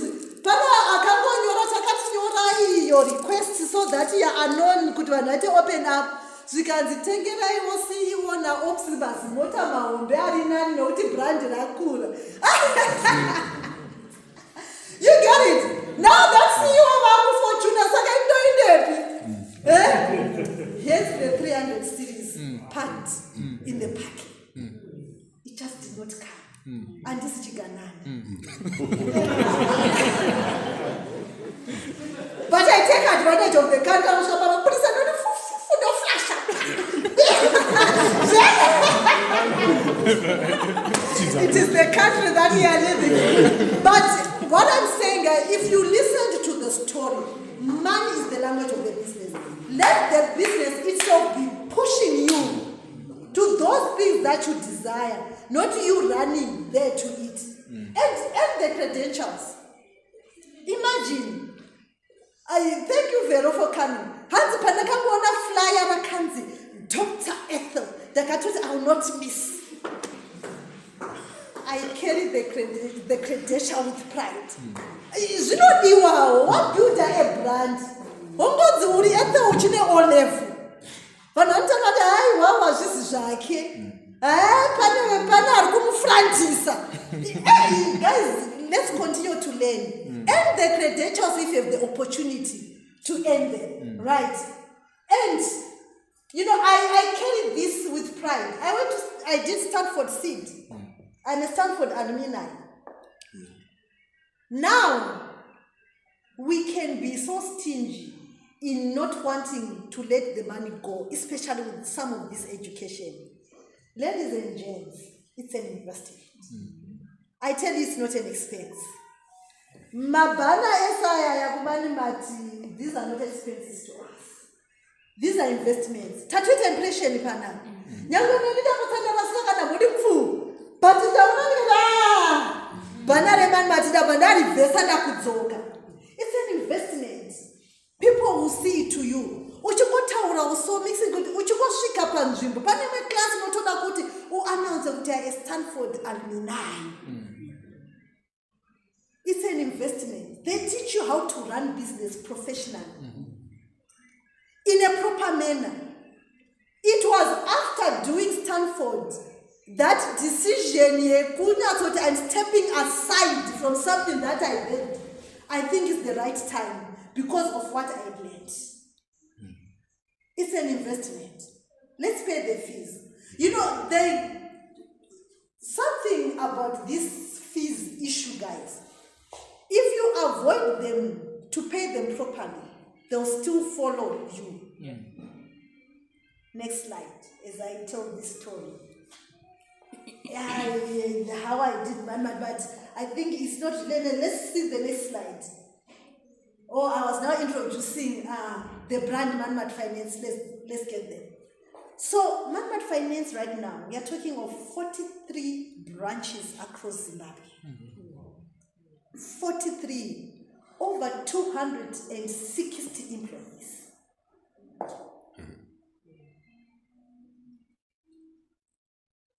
Do you get it? And I'm talking about school fees here. So in another year, that was 2018, I won a grant. I applied for an impact investor grant. But this grant had a condition of needing a match funder from your country. Ethel, you are doing well. We have $350,000 for you. But we need someone who is believing you there in Zimbabwe to also put $350,000 on the table, even if it's a loan. You start looking. High net worth people. I don't even have a house for immovable collateral. I then get to find this match fund. I'm now talking about this story openly because it actually came in one of the Herald newspapers because it's a matter that is in court and we are waiting for judgment. So I get the match funder. The match funder says, okay, if you don't have the collateral, I want shares. And imagine you don't even have an understanding what are shares to you. You have just begun. Chiko chinonzi shares. Introgoda what business angry. My passion. I want to teach women financial literacy. I want to give them credit without collateral. I don't care about shares. I gave away so much shares, not really knowing what it is about. Transaction went, I did it. Now, I became the Africa Business Heroes for 2020, the only Zimbabwean thus far. But I'm glad this year we have 4 Zimbabweans in that competition. It's a continental competition. We are wishing them well. I hope one of them will get to top 10 so that I have a fellow in the system. So now we get training from Africa Business Heroes, mentorship. Yeah. Now we are being opened up to say, what is this, right? Imagine, had I taken the opportunities, when I was young in business, to go and sit down in some of these, business coaches, paying my money and all, I could not have sold udangwe ne soup. You understand? And you don't even want to know how much it's costing me today to be able to get the grip of that chunk that I gave away. It's school fees that's being paid at an expensive rate today.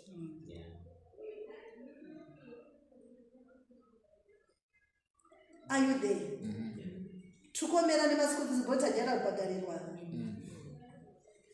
It's time that you start planning and budgeting to take that course, to take that business study, to join these meetings. I didn't want the family to just down on the street.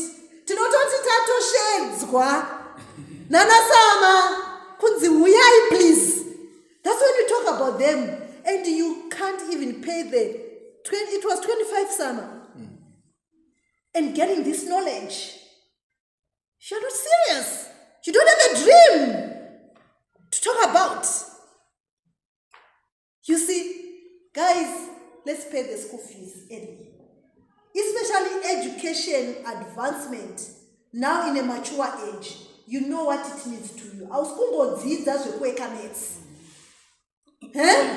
You are really taking in, putting the lessons for next slide.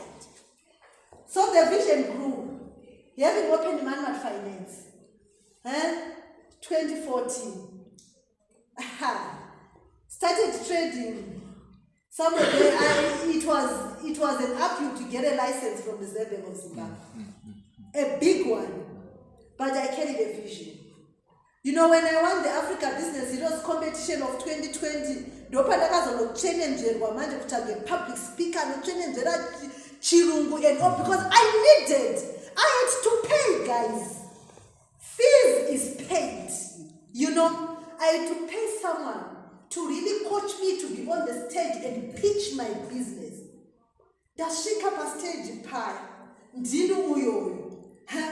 I'm telling them, greetings everyone, my name is Ethel Mupambwa, I'm coming from Mcee, one of the most remote areas in Zimbabwe, and I have a dream.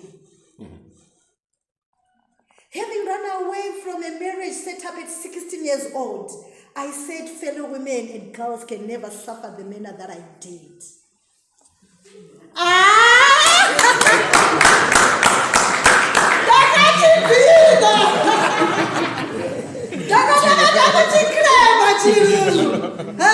I had to pay.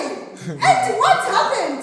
I paid, I don't think I paid so much, but I won a $150,000 out of that competition. There are returns, next slide, out of it. So I told you man at the beginning of the veranda, next slide. And I've crossed the border. I have crossed the border. I'm now in Zambia. I'm looking towards to be in Malawi, to be in Mozambique. I'm targeting 5 Southern African countries. Nice. I can do it.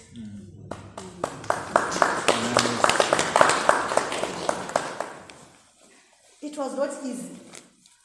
And why I'm thinking like this, Africa is not just one country. Our problems are cousins. What I see in Zimbabwe, I'm seeing it in Zambia, I'm seeing it in Mozambique, I'm seeing it in Malawi. Our problems are just cousins. Why are you afraid to expand? Why are you just thinking you are an ordinary Zimbabwean? Come on. Let the stories be said about Zimbabwe, but it is from Zimbabwe that is coming the cream of Africa. Huh? Look who sits at the helm of Google there. A whole Zimbabwean. I went to Rwanda, then a war advisor to the Minister of Health during COVID was a Zimbabwean doctor.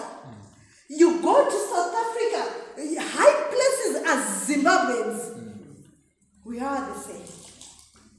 It's not like they are coming from Peters, they are coming from St. George's, they are coming from, you said, which school? Chirombe.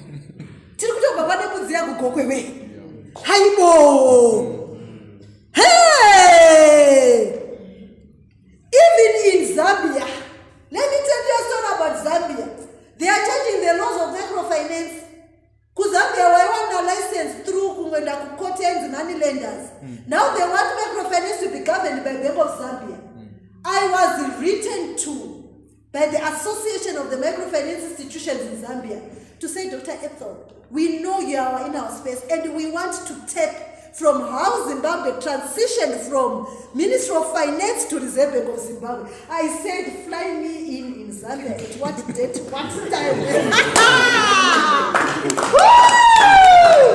And I said, by the way, I would prefer a hotel with a gym because I know that.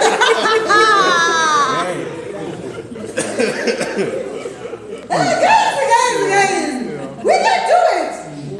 Our problems are cousins. You Zimbabwe sitting here. We can do it, guys. But building a second country was so hard. Huh? You're getting there in Zambia. You're being told you can only expatriate, can only be 2 people. The rest of the team should be Zambians. How do you do it? You want people you trust. You want people. But you know what? It is the same discipline that you carry. Discipline doesn't start because you are now an Ethel in a 300 series. Nyange nasi ndikatongotora Zambia ndikatenda kunonzi chikumaketi kwako kuya ndiyo. He's our Marondera manager, by the way. That's me for you here in Marondera. Kunonzi chikumaketi kwako kuya kune vakazi. Kwachiota. Izvezvi ndiyo anogona kutonditi ngatimbosvike kwachiota. Ndinotori neZambia mumota. Rekutosunga kunogara pasi nambuya vekwachiota kutotanga kutaura navo. I carry the discipline with me. It's what making money matters. That's the people that we are saving in the informal sector. I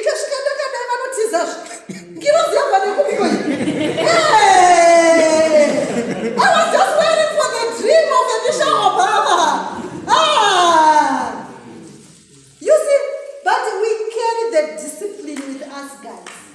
Discipline doesn't start because you are not successful. I admire it from the word of God. God demands this 10%, whether you have $1, whether you have 100, 1,000, 1,000,000. I cannot be 10% in it. I can say $1 and $1,000,000. One. Well done, faithful servants. You did it for me. Discipline. Next slide. And this is what they don't put in magazines. And I said this is what Zvichaita Chete Luncheon actually looks like. Hyperinflation. It was not an easy game. The story is not all roses. 2019. Up and I wanted 350,000 yala. That took wakaeta 700,000. That couple won't be Maria Gadara. ndamhanya mundima tapa maloni tapa masolar system tadi 2018 ndiyo you had joined and you had not joined. Yeah, I had not joined. Tapa masolar system tadi tamhanya guys tagadzira maproducts ekuti we got free funds guys. This is going to take us there. My clients said I offered $10 per month for 6 months for my solar home system and the like. 2019 came. Devaluation. Upon December 2018, wakarola over a whole $108,000. Uchai tora beke ari $10 for the next 6 months.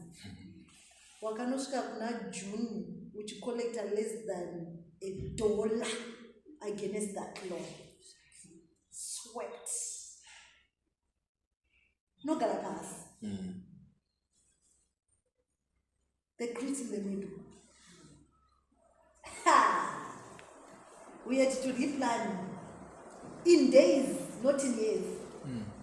Total deep panorama. In days, you know. As if that was not enough, 2020 came, COVID. Tabara Mutarida, teacher saying, scaling down. These are realities in the journey, but you keep the faith.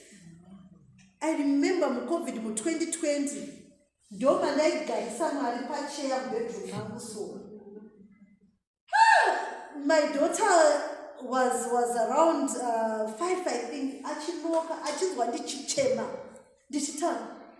She can't remember. I said,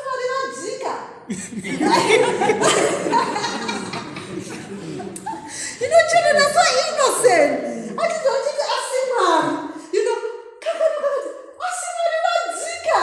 and I was like,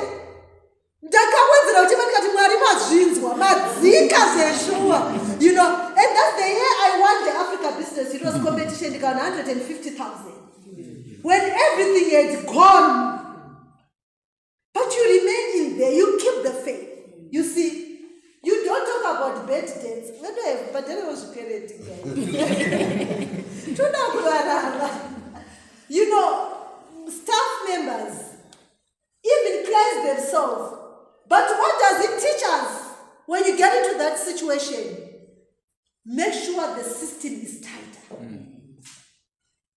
How do you enhance that system? Because already you are starting to build a legacy here.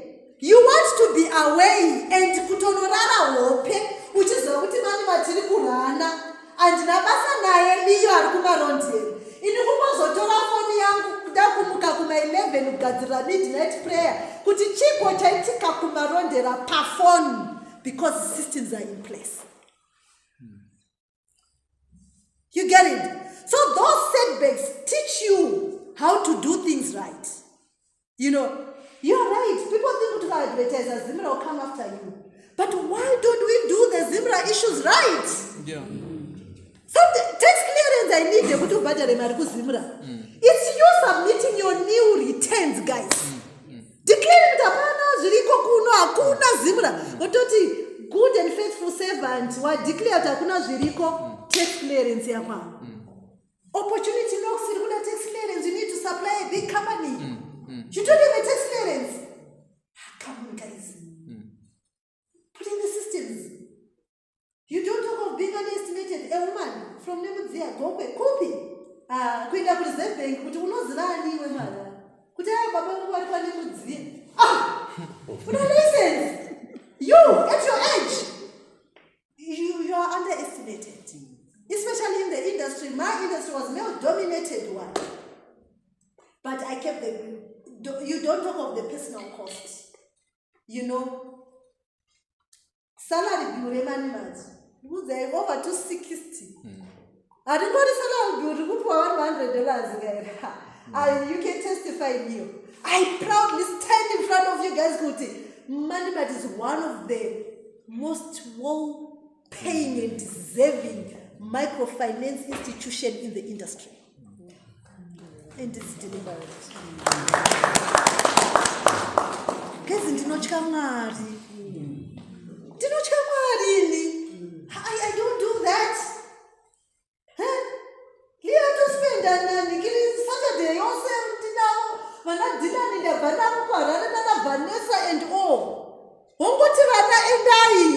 nyangwe nemoyo wakarwadzeka. You understand? Kucho Mwari. I get it. I'm the last to be paid in money mat.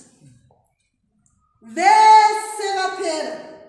Ndinotobvunza ko Ninki. Koma tongai vanogadzira garden redu. Mava power here. If that has not happened, I don't get paid. It's a policy in management. Whoever is going to be CEO in this company will be the last to be paid until everyone to the dot has been paid a full salary. Saka pakuita CEO ndakatomugarisa pasi pedzisai magama. These are the principles. Can you take them? Can you live with them? Next slide. I think I'm about to finish. If you remember nothing else from today, guys, start before you're ready. Right? No, your left timeline. Scarcity in resources make you disciplined. Never stop growing. The day you think you know it all, you don't. In India, it's also like a Leo achizogara neni pasi achiti market inoidho ine mafarmers matobacco farmers season dzekuno dzakamira so zvino ndochivanikidzira here kuti kune season yematobacco farmer ndongoti product iri kuharare nemo ndinongaitwe kwese. It doesn't make sense. This is how you need to strategize and structure your business. Paipanonzwana ri kuenda kuma-strategy, don't think kuti kune ameno mabhonzo ari kunodyiwa ameno zvavanoziva. It's just looking at the market. Tichitowereketa kudai. Liyo tosumudza ruoko kumarondera kwakamira so guys. Zvatosiyana nekugwanda. You understand? We have products for Marondera, we have products for Gwanda. Yes, we can classify them business loans, but they are not the same. The businesses are different. Never. I'm the CEO of this company. Go and make it happen. I don't design. I'm going to leave. Don't you need man? Integrity compounds, guys. The moment you get into the room, you find your integrity sitting there. And when you walk out, it walks with you by your side. I tell you, issues of reputation are very important. So often, even for the employees that have left management finance, if you find one, they will testify, could Ethel reached out, set me down, understood gee, what happened? You know, it's growth. Bank. We celebrate the whole organ. We celebrate people leaving the company. Because they will go with carrying our name out there. The reputation is on us. You get it? Guys, integrity compounds. It does. At one time, I used someone's integrity. You know, kwakamofonwa kubengi so kunza musikana yega moto manje muitire zvari kuda. I know azvina zvese zvamuri kuda azvina kubatana, but put my name under your name. I said wow. And then akasvika ndikanoitirwa zvese nemo because of someone's integrity. Aisa zita rake anakuendesa imba yake. Aisa kati ini ndini ningi ndafona kwauri CEO webhengi rakati. Take care of this girl, Ethel. If she does not do well, it's on me. Guys, build systems, not erase. You don't want that. I don't want to be Poko Chemanimat. I will never. Dagato Sunuruka. You understand? Kutikana Ethel was simple. Apana chimodzi manimat. No! We can do it, guys. Let's put in systems in whatever we are doing. It starts on those small things. The discipline starts with you, the owner. Put systems. No one is indispensable in this life.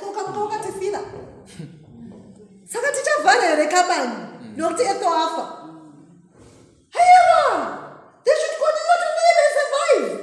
Even if Ethel is gone. What do you know kuti saka zvino achatsiva Judas Iscariot ndiani? And we go on. People are the product, the customer. Every business, guys, it's a people business.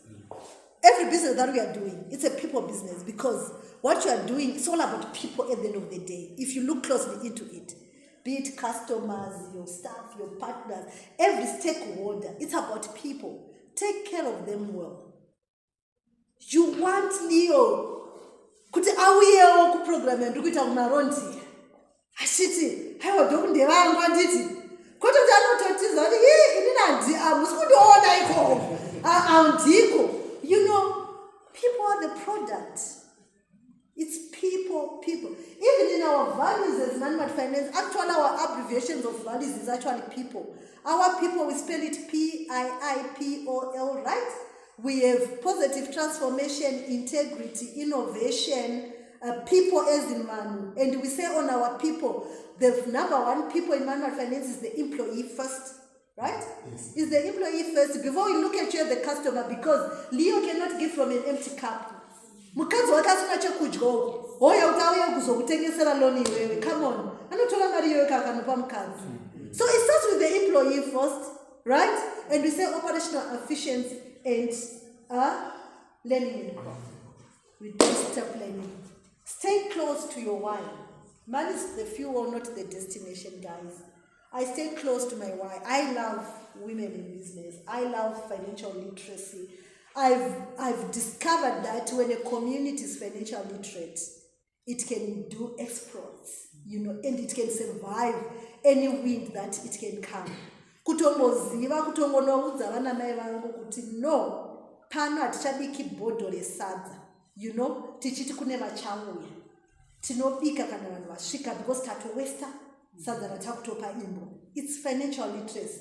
So the empire is not in the buildings. It is the lives that we change on the way. You know, build something that you'll be really proud to put in front of God first. Your parents next.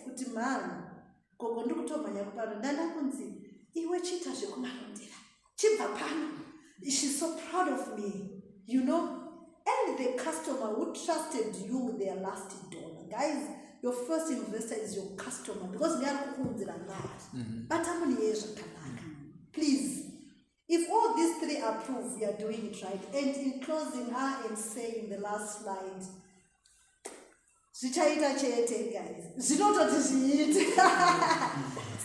the course. Zvichaita Chete, I think it's not a wish, right, Samantha?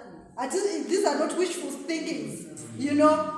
It is the decision that we wake up to every day. When you get to decide, it happens like that. And I say thank you.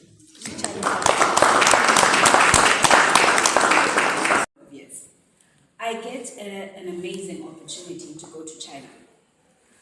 In China, I was there for 10 years. Initially, when I got to China, I was like, this is all I'm doing. I'm here to make money, then go back home. That was the plan. Then I got sick again. Now, mind you, China is very good with their healthcare. There's no this party situation. You can walk in and walk out with full treatment in under an hour if it's not serious. That's how efficient it is, right? But now I'm being told I need to be hospitalized in a foreign country, and I don't know the language well enough yet. I was borderline traumatized. I don't know anybody yet. I've basically just arrived. I was very fearful. They had what they call comfort nurses. And comfort nurses, basically they just come to a bedside table and they just ask you questions like, how are you really doing? Not how is your body doing, because they know. But how are you really doing? When you go home, what can we do to help you to stay better? That's when I had my second aha moment, that this is what I want to do. This is how I want to help. I'm very familiar with the medical industry at this point. I've worked in hospitals. I have consulted in different ways in the health system. So I was like, okay, this is what I'm meant to do. I may not want to be a doctor or a nurse, but there are many ways on how I can help. And this was it. But I didn't know also how to do it because I had just experienced it. I didn't know how to actually do it myself. A friend of mine comes to me and she says, Rumbiey, you know that's gym. Can you feel? And that's how I came across health coaching. Health coaching is adjacent to everything that you see clinical.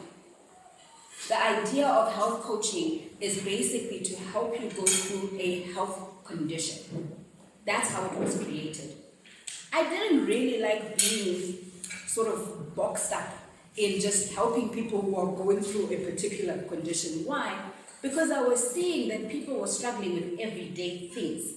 Eating well, sleeping better, exercising, having a better mental state. Those were the things that were actually troubling people. So I wanted to do that. That's how I became a wellness advocate. Again, school pays. I love that. It definitely does. My journey though, in all of that, I was sick. I was sick all the time. Because the condition I'd been diagnosed with wasn't going away, it's chronic. I'm in pain almost all the time. I have headaches all the time. I squint a lot because of it, even though I have glasses. But the one thing that whole journey taught me is that you can still chase your dream despite. You can still go through the toughest things and still chase your dream. The question is, how are you doing it? Entrepreneurs, unfortunately, are very good at going hard. So that means you're burning the midnight candle at both ends. And this is something that has been glorified, right? If you're an entrepreneur, yes, you have to work hard. Absolutely, you have to work hard. Otherwise, that's a good day. But while you're working hard, guess what's also working hard? Your body. It needs rest. It needs nourishment. It needs correct movement. Manje, especially in Zim, and this is something that I've been observing, because we've deemed those things as luxuries. Why? Because andinamari yekona gym. Why? Andinamari yekutyama vegetables esamulunguta tindijke. Why? Andinamari yekona therapist. In fact, why do I need a therapist? Why? Andinamari yekubhadhara coach. What we're doing is we're shortchanging ourselves. Because the road to entrepreneurship, the road to chase that dream is taxing. It's personally taxing from head to toe. If you look at Obama, fine, he may not have been an entrepreneur specifically in his presidency, but you saw his hair go gray. That wasn't because of age. That was because of the amount of stress he was under. And Elon Musk, but you know, one of our trillionaires, do you know what they specialize? They sit down and they say, this year, I'm making sure my health is good so that I can build SpaceX, so that I can build the PayPals. You cannot function if your body is giving up on you. It's just impossible. I've tried it, Lord knows I've tried it. Why? Because that's all I knew. I was brought up in a very entrepreneurial home. Mama, baita veggie, baita huku, baita this. My mom was everywhere, doing something somewhere. Very busy woman, never rested. Never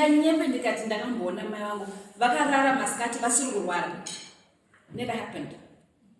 She felt uncomfortable resting.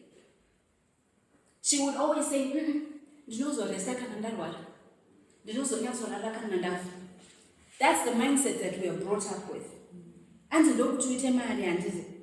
That's how you get rich, that's how you make it, that's how you push.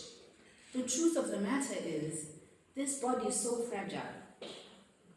This body remembers everything you do and everything you don't do. There's a whole psychological concept known as the body keeps score. what's beautiful about this psychological, I'll call it physiocycle, because it bridges those two things, the physical part of your body as well as your mental part of your body. Anything that happens to the physical happens to the mind. Anything that happens to the mind happens to the body. And if you were to somehow take special glasses and you were to scan yourself, there are marks all over your body, telling of everything that you have done and everything that you haven't done. So the first thing when we think about chasing your dream, yes, is the dream. Definitely. But the second thing you have to think about is your health. Apana, you can't do it. Can't do it without well-being. It's been tried, it's been tested. Zero productivity. Zero. So first start with your mental health. Your mental health is so important, we take it for granted. Because especially when you're chasing your dream, when you have that drive, when you're like, right, I know exactly what I want and I'm going. Freedom was talking about the rejections. Those stay with you. You can push through them, which you should, but they stay with you. The failures that you will have as you're chasing your dream, they will stay with you. Can you overcome them? 100%. You absolutely can. But what are you doing with those actual residuals of the failures, of the heartbreaks that you experience as you're chasing your dream? What are you doing with them? Are you just pushing them under the carpet because, well, I've gotten over it? Unfortunately, your brain is a supercomputer. It remembers everything. And if it realizes that you don't want to deal with it, you know what it does? It moves that thought, that issue to the body. It becomes a cry for help. So, this is what I want you to do right now. Close your eyes. I want you to scan your body from top to bottom. Try and identify if you have any pain, any discomfort. Is it my knee, my ankle, my back, my head? All right, open your eyes. I'm not saying it is, but there's a very good chance, 78%, that pain is residual of something that happened in your life. You haven't dealt with something. More so when we start thinking about emotions, because I've talked about thoughts. There's the emotional aspect of this. If it's not dealt with, again, settles in the rest of your body. So, there's something called the stress mechanism.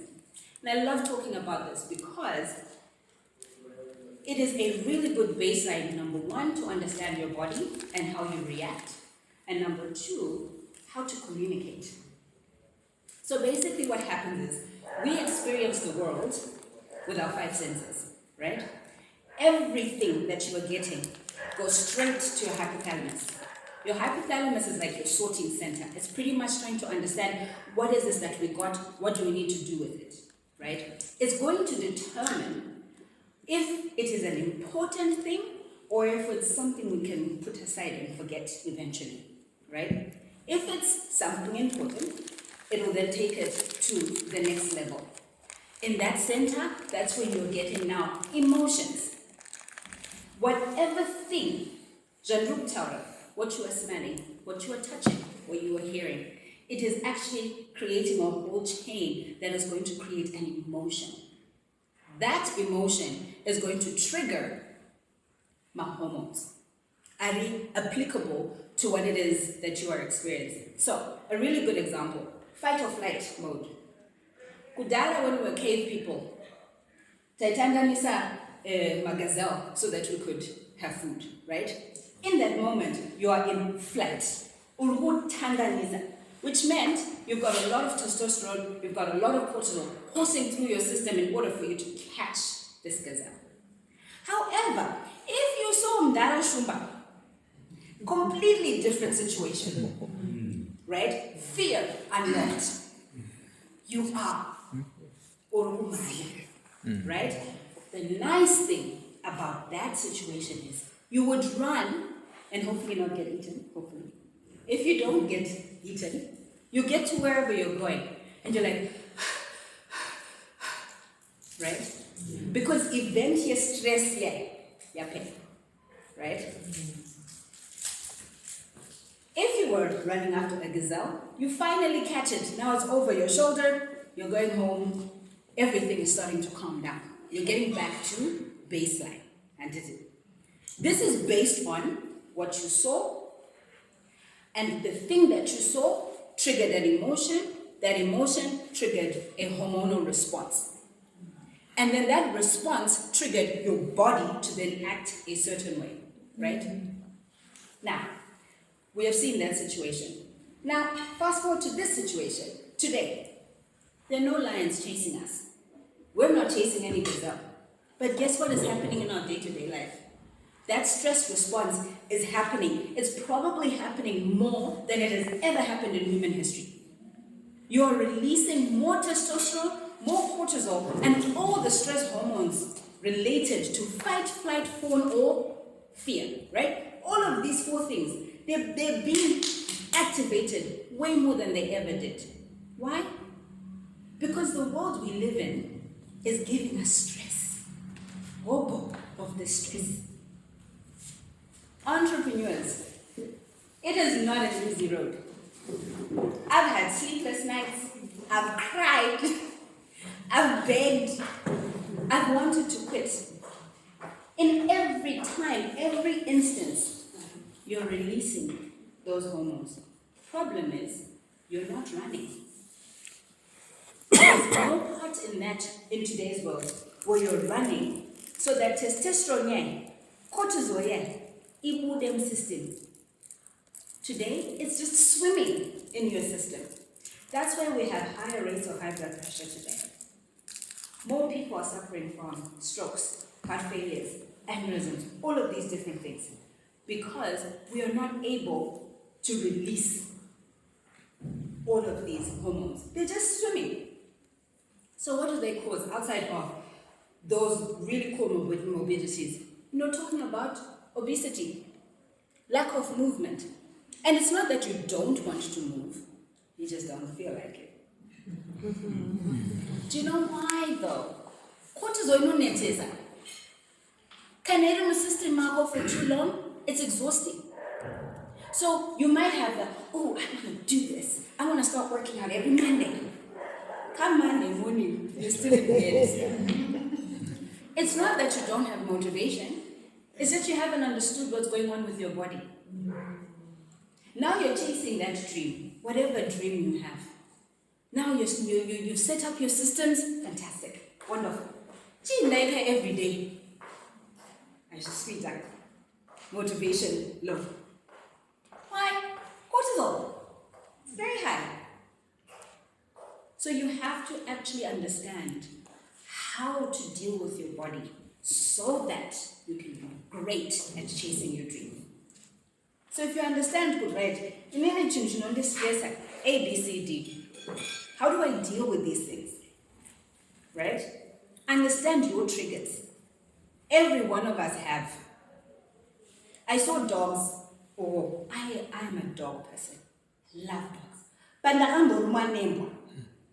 so the first instinct for me was, oh, dogs. I'm like, wait, which game? But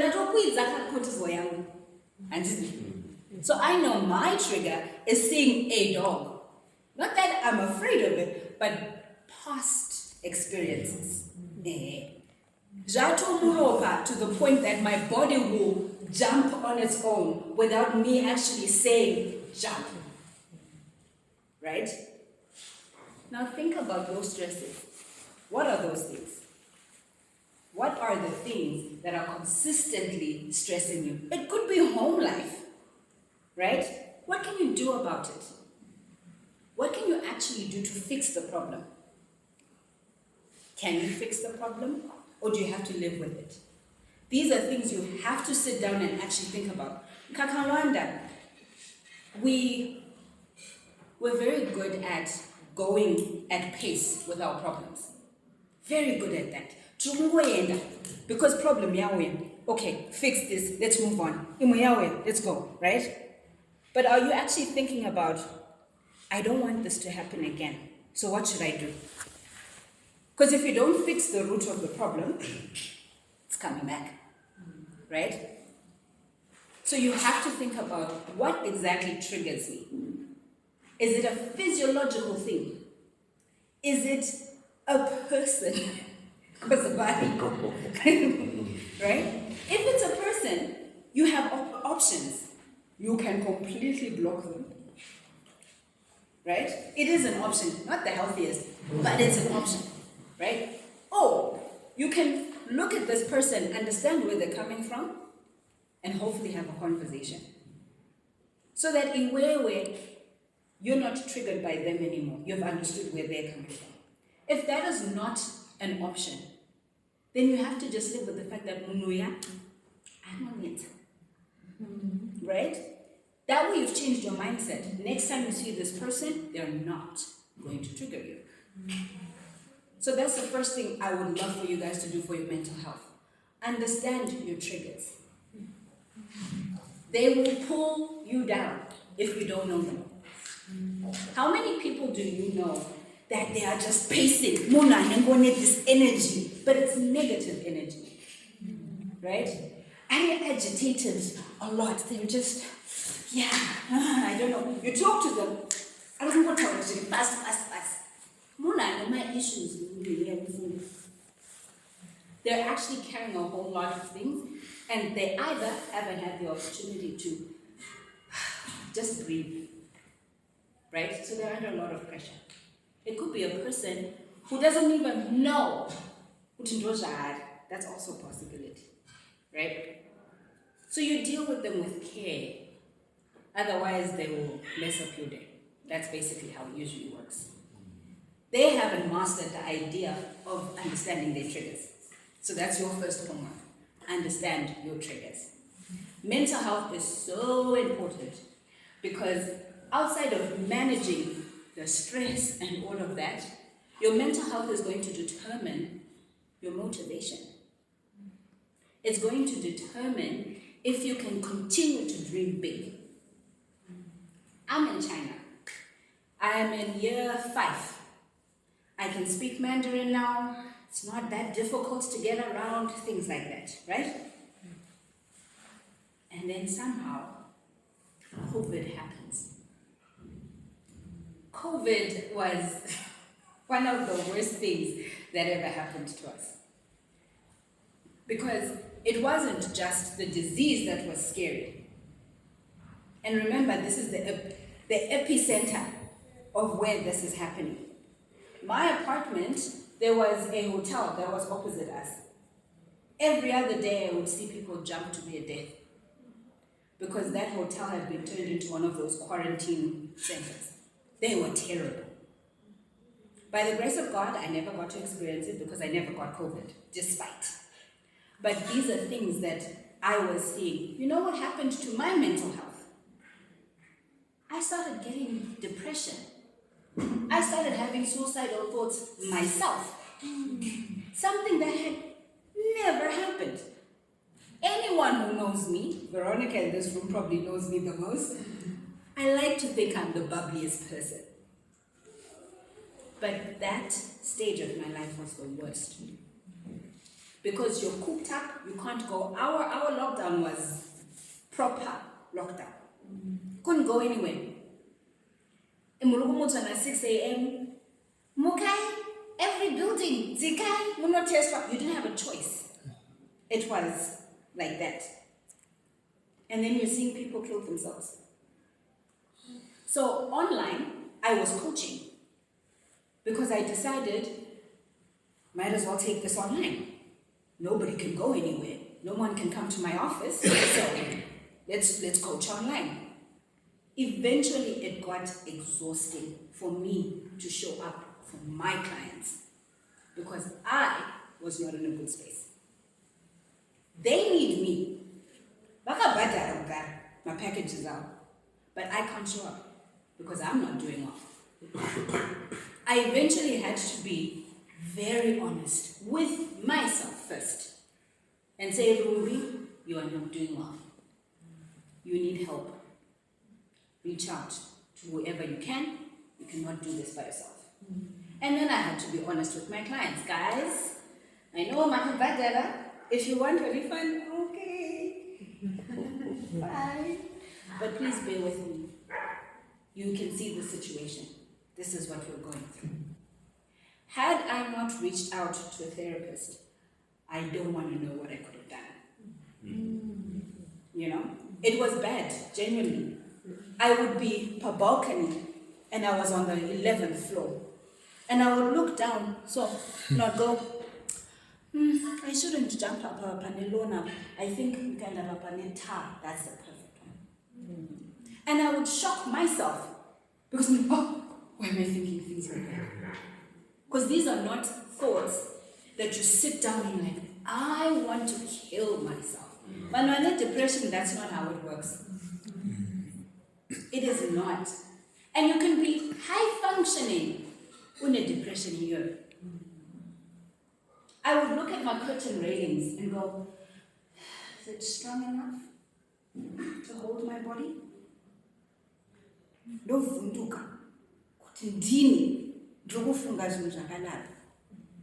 But the environment I'm in is not healthy, right? So my mental health, I went down the drain. My husband at the time, he didn't know what to do. Most people don't know what to do when they are faced with a depressed person. Because you don't know what to say. Even when you ask them, are you okay? I would say I'm fine. But I was warned that I'm not fine. That's because I hadn't come to terms with what was happening with me. Until the day I did. And I was like, yeah, but Ruby, you're not okay. You can see it also now.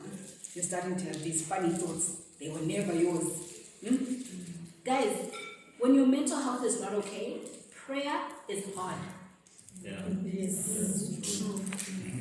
I'm like Doc. I invite God to sit on the chair when things are not going well. I could not. I've never felt so numb in my life. Now, put all of that situation, and then you put the fact that Chinese government is saying, we still want our taxes. I know you're locked in for 6 months, but we still want our taxes. Foreign businesses particularly, you guys still have to pay rent. You guys still have to do this. You still have to pay them, despite the fact that majority of people are not going to work.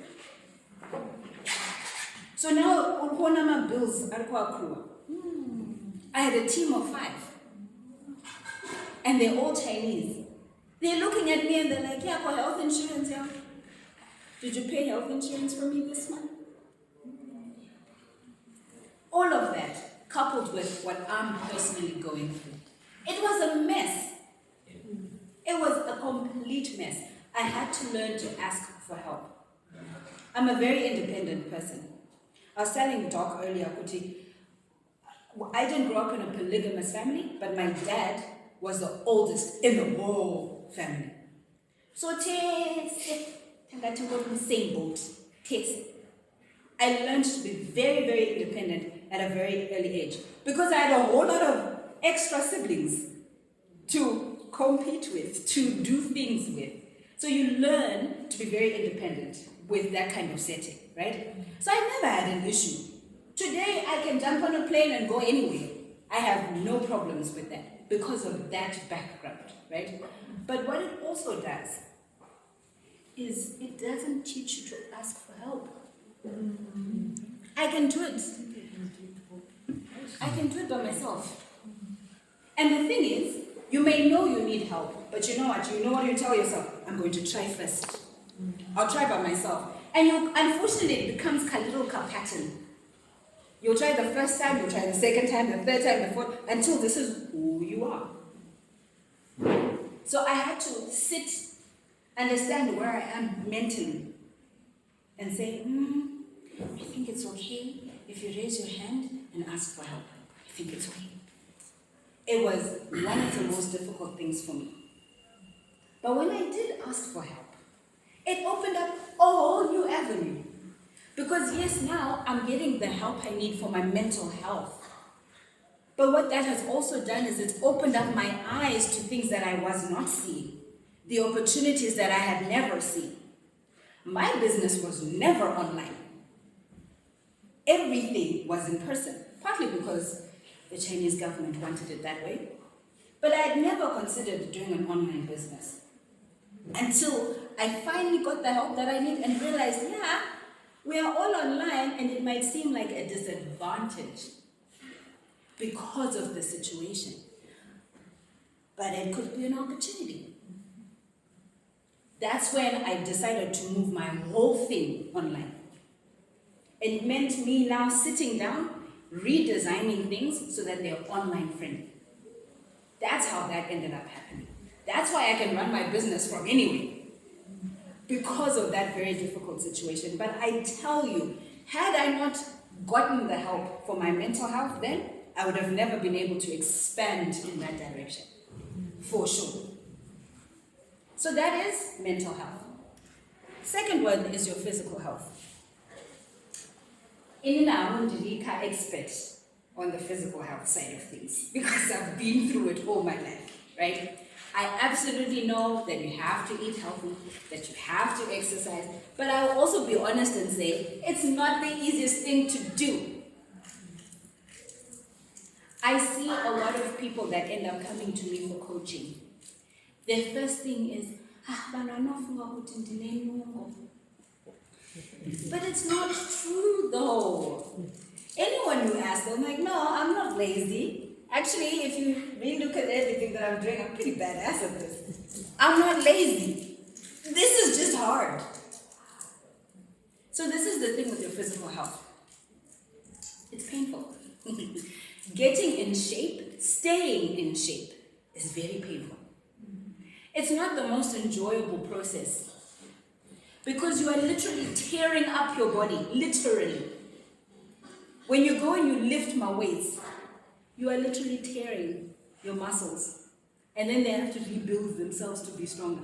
So it's not water for real, right? But it's important because without that physical health, you can't really do a lot. You're limited in your mobility. You're limited in how far you can go with yourself. You're actually limited in how you can continue to chase your dream. I love the fact that we can say Zvichaita Chete. But Zvichaita Chete is conditional. It's not automatic. There are things you must do in order for that to happen. And your health, your physical health in this case, is one of those things. You cannot compromise on it, even if you say, you know what, my job doesn't require me to be physically active. It's not about that, it's about the health. So you have to actually move your body, right? That's one. Physical health in Uneta because we know a lot about it. A lot of people, when they start talking about health, that's usually the first thing they talk about, right? How are we moving? How does your body look? But it's also what are you feeding your body, right? What are you fueling your body with? Because I'll tell you this, if you're putting garbage in, garbage is going to come out, whether you like it or you don't. Your food choices are going to make sure that your brain is healthy on a physiological level, not even on the mental health, but just your brain as a structure, it is healthy. Now, if your plate, we had lunch just now, if your plate had a lot of carbs, a decent amount of protein, and a little bit of vegetables, you've got it backwards. You want to have more vegetables on that plate. And I'll tell you why. Yes, healthy, of course. But the other thing is, my soils in today's world have been depleted so terribly that the amount of nutrients we used to get just 20 years ago are completely different than the ones we get now. So you actually have to eat more of those vegetables in order for you to actually get the right amount of nutrients from them. Kudala, they would say, oh, 5 fruits a day is good for health. And now it's 13. 13 pieces of fruit a day.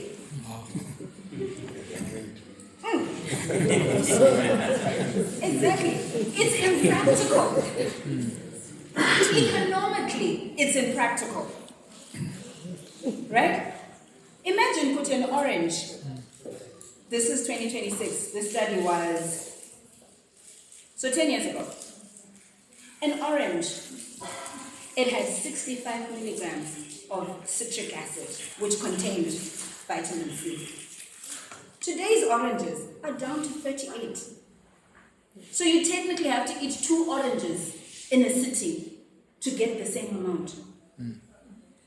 That's why now, more than ever, it's important to know what you are eating. Just because it doesn't work. Now, I'll be very truthful here.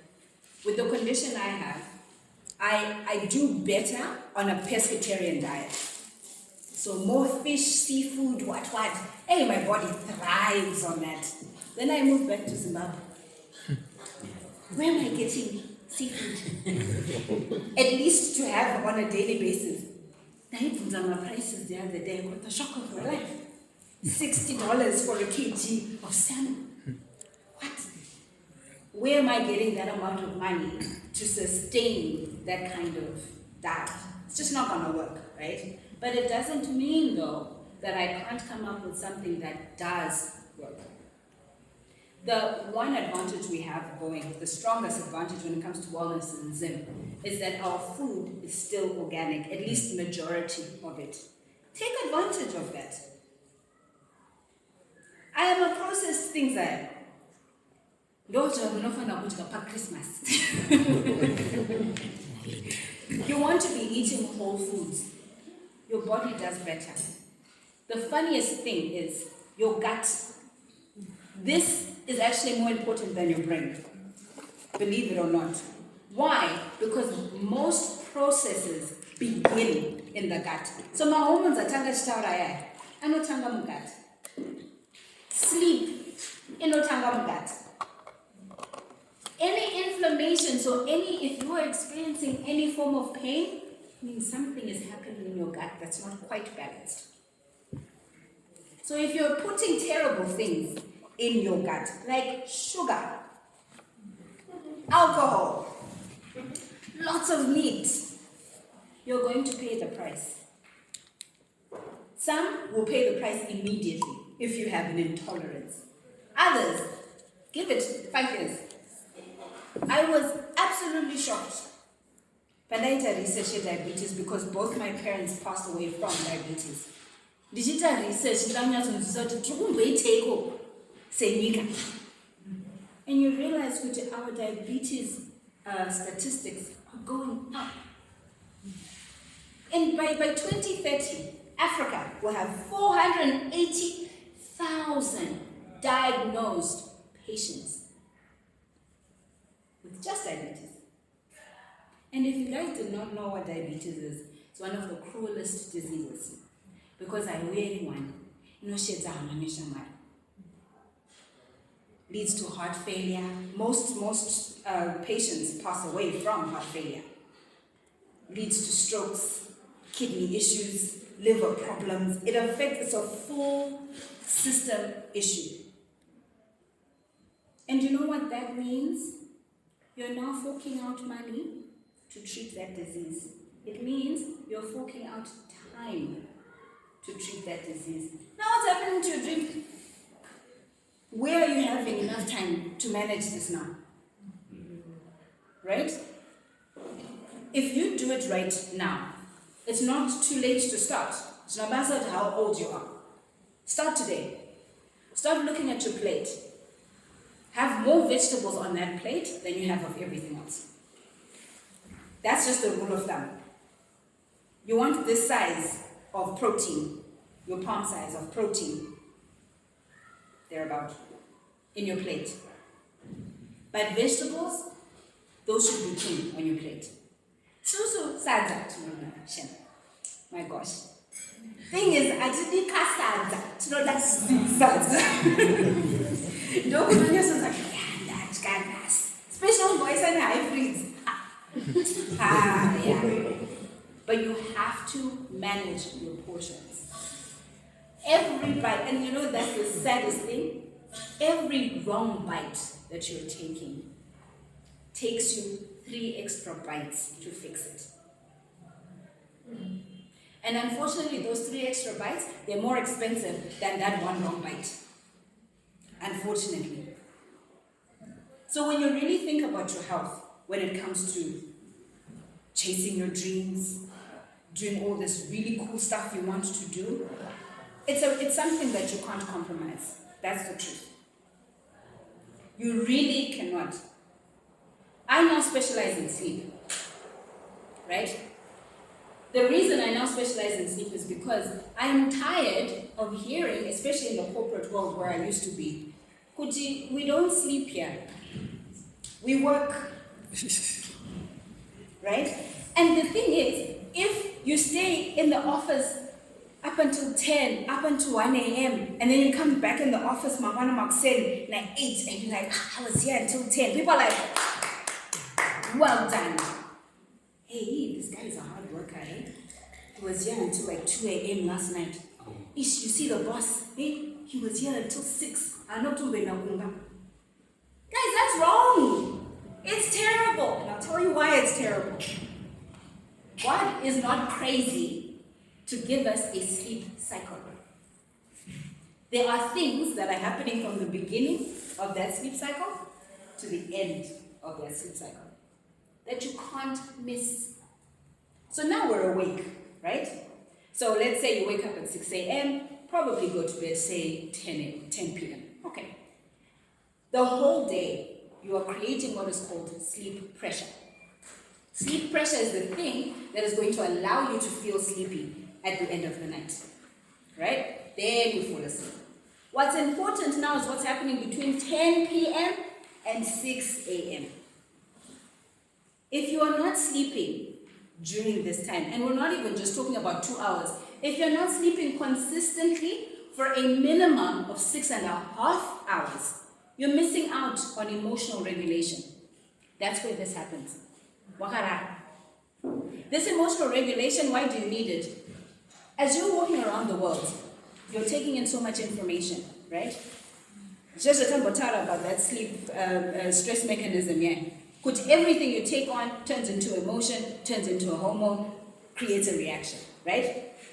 This part, this emotional regulation that's happening while you're sleeping, is the one that is going to determine, should I remember the things that happened to me emotionally today? Should I reserve them so that I can fix them later? Or should I completely forget them? Yeah? Also, you're getting a lot of simulation and stimulation. And you need to actually forget a lot of that information. Do you need to remember the billboard you saw driving out of Marondera? Do you need to remember it? No, right? But in order for you to forget it, you need to sleep. And have good quality sleep. Yeah? If you are a student, if you're trying to learn something, sleep is your best friend. You actually learn more when you're sleeping than when you're in class. Because the majority of processing happens when you are sleeping. So right now, I've got clients.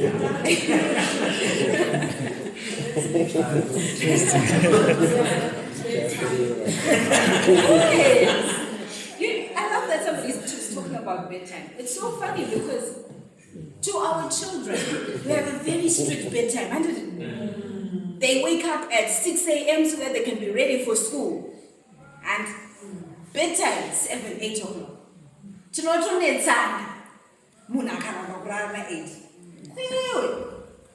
What's your bedtime? And why are you not strict with it? The excuse that we've given each other, right, is that bedtime for children, they need to grow. And it's true, very true. They do. They need to grow, and they do need more hours than adults. Fair. But you need to process. You need to process the day. You need to actually forget things. You need to remember things. You need to learn things. Right? If you are running a business, no matter how small, you have tasks that you need to do the next day. Right? Now imagine this. Anxiety. Here you are working throughout the night, and then you give yourself 2 hours, and then you're back at your other job, maybe. That's how I started. It was terrible. And what you're doing is, you're not giving yourself enough time to actually understand what you're doing. So your brain goes into overdrive. It's trying, Shem. Makangoshandisa computer yakafafeni.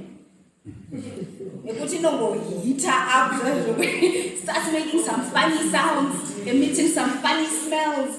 That's what you're doing to your brain.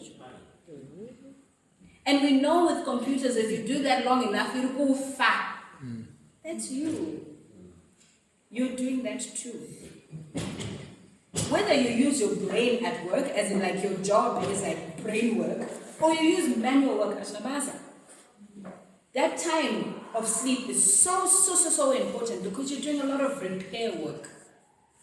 Even if you got out on a desk 8 hours, your cells are reproducing. Yeah, some are dying.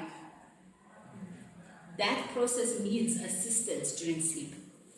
You cannot compromise on your sleep. So I then get people asking me, as a sleep coach, what do you do?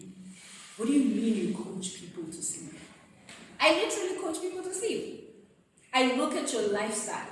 We have a very long conversation. I understand what your lifestyle looks like. I understand which parts of your lifestyle are working for you and which parts are taking from you.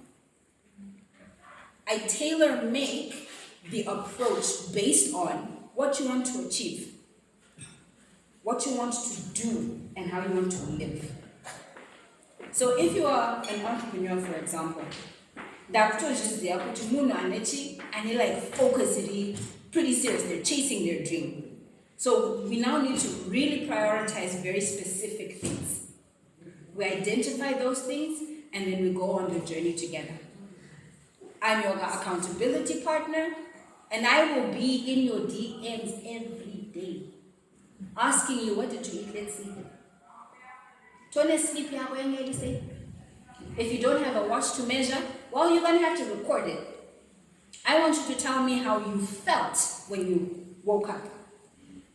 Did you need coffee? Did you need food immediately when you woke up? Because that's usually the thing. But cards, it's tricky because our estrogen comes in and plays crazy things. I consider those things. The whole point is to ensure that you are a high-functioning individual so that you can do what you need to do. The truth is, you can't be a good parent, can't be a good boss, can't be a good daughter, son, son-in-law, daughter-in-law, whatever. You can't be any role that you have if your cup is not full. Ashande. Burnout. And this is a real thing for anyone chasing any dream. There's a woman out there wanting to have children, but as a squeater for whatever reason, she's full of anxiety, right? Yeah, stress. It trickles down to the rest of her body. If she's not figuring out the mental health aspect of this thing, it's not going to work ever. There's someone out there who's trying to figure out, how am I going to get my kids to school next term? But that's all you're thinking about. That means you're not thinking about the opportunities and the potential options. Those scarcity mindset, yakashat. Right? So you have to always check in with yourself. Mentally, how am I? Really? For a lot of people to know to please journal. I personally don't enjoy journaling, but it's very helpful. Once a week, I just write things down. How am I feeling? Actually, how am I seeing things? How am I feeling about my business? How am I feeling about what is the reason why journaling works is because you're actually freeing your mind of those things and you're putting them down. And then you're also having the opportunity to see them clearly. That means you can identify where the problem is and find a solution. Yeah? Scan your body every so often. I say really. How is my body actually genuinely working these days? How are we feeling? Am I feeling a little lighter? Have I got pain? And try and understand where that pain is coming from. Yeah? Very important. The last thing I want to talk about on this wellness aspect, especially when you're chasing your dream, you need to celebrate yourself. We don't do a good job of this at all, actually. Why? Because we come from very conservative cultures. We are very, okay, I did something, okay, don't tell anybody. Freedom talked about it so well. You need to send a signal. You need to tell the world, guys, I'm really happy that I did this.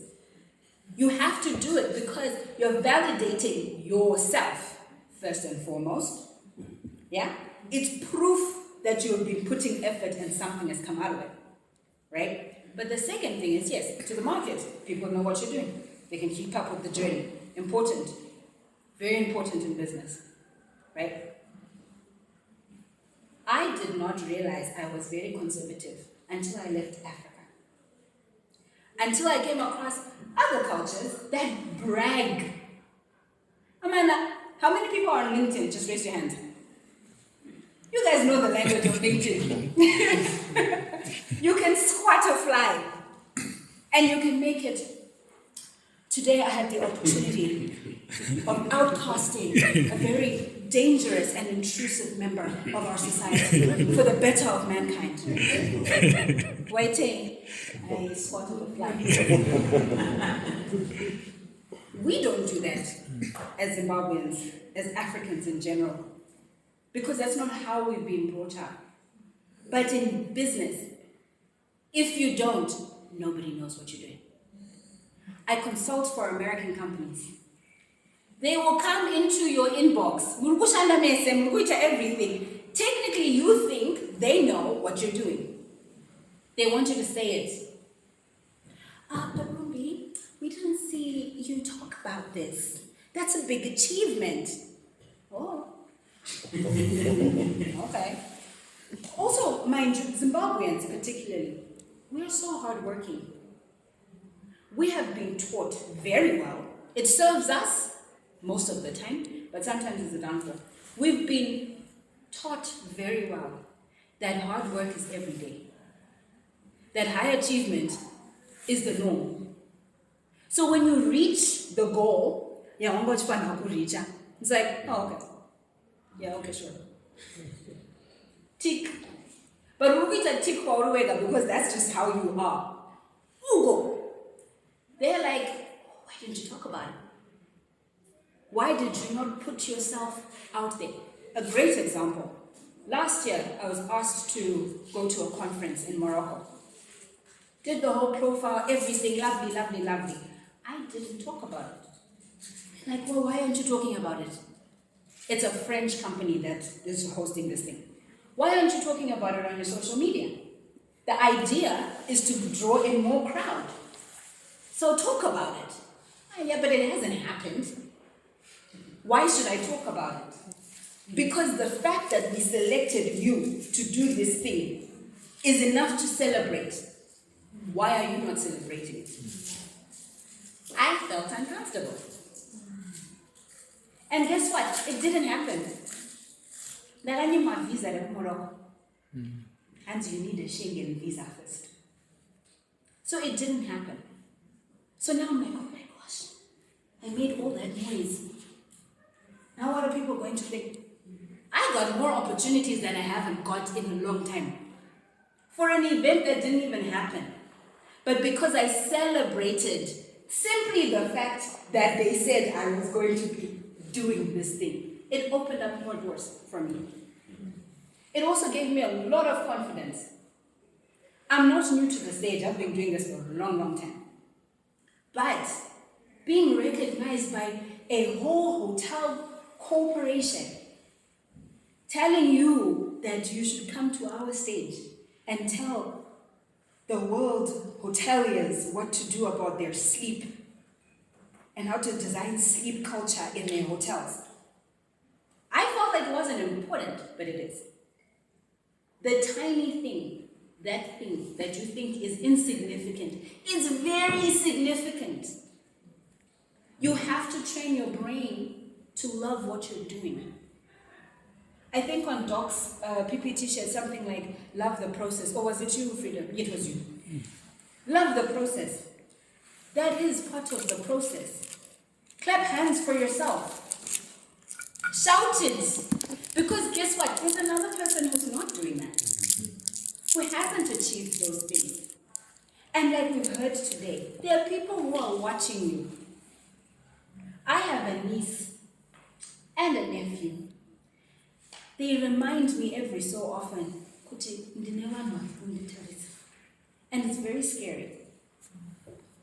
Every so often, they'll video call me, oh, hi, I'm Chirombe. I just wanted to let you know that I'm very proud of you. Of what?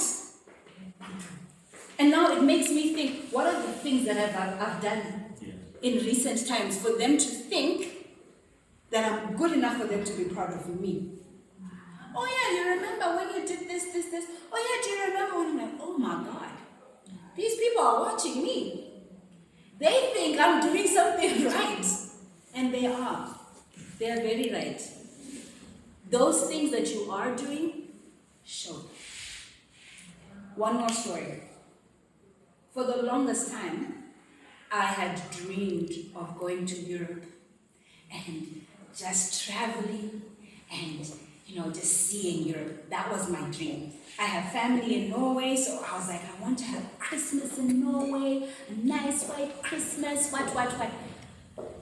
Yeah, it was very far-fetched. Why? Because honestly speaking, I wasn't intentional. That's the truth. I was not intentional about the dream of going to Norway. It was a pipe dream because I was just like, oh, it would be nice. No intention. Number two, the funds were not coming together. And the time just was not there. Again, no intention, because if I had intention, these things would have aligned, right? But here I am. I find myself in Europe on a completely different pathway. Extremely different from how I had envisioned being in Europe. In my head, oh, solo trip. Oh, I'm going to this country and then that country and then. That's how I had it. But now, I am here in Europe because I've had to shut down my physical business in China. So China has this thing, Rotary system for foreigners, where they have to cull the number of foreigners in their country. You don't have a say, you cannot really do anything about it. If your number comes up, it comes up. That's what happened to me. You can go and you can try and appeal, but they'll tell you your record is clean. Your number just came up. So you have a month to wrap up your life of 10 years and go somewhere else. Yeah, that's the danger of working in China. So you can imagine my stress levels. So I had to shut down the whole business, which is not easy. I had to now figure out, what am I going to do with the full house? What am I going to do with this? What crazy times, I tell you. But at the same time, I get the chance, because I've got a master's in management that I did with a university that I never thought I would ever do, for a program I never wanted to, in a way that should have never have happened. Because God is awesome.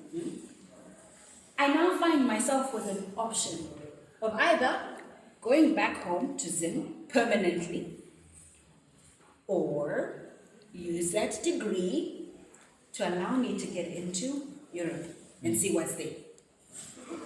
So this Europe trip ended up being more of a desperation kind of situation, but I was now in Europe anyway, right? And at the back of this, my mother has just died. I've had to come to Zim, and I had to go to South Africa to finish the process of my Dutch visa. I get to SA, that is a passport. There is a passport in us. Kuma 5, my brother calls me and says, Mama Washaya, you have to come to Zim. I can't, my passport. Yiruku embassy. And it takes 10 days for them to release that passport. So I go back to them the next day and I'm like, hey, the paper passport, my Washaya. And they're like, oh, you know what? Let me check. Oh, your visa is in here. And I go, okay, wow, amazing. I get my visa, come home to Zim, that Chema Amai for 2 weeks, and then I'm on a plane to the Netherlands. I want you to understand here that I'm chasing a dream. I am focused, I'm hyper-focused on my dream, but I'm going through grief. And it's not just grief of my mother, it's grief of the business that I've been building for so long in China. It's grief of my social systems that I've created. It's grief of a life I did not have enough time to process because things were back to back. So yeah, I find myself in Europe. Now my aunt in Norway says, because I was in the Netherlands. I get on a 24-hour bus ride. And instead of being happy, I am all sorts of upset. She never got to see this new adventure of mine, because my mom and I were like this. I still haven't figured out everything about China. I'm still trying to figure out this life here that I'm starting. And now I'm on a bus. I'm on my way to Norway. And I'm not happy. I don't even recognize the gravity of the fact that I'm now in Europe.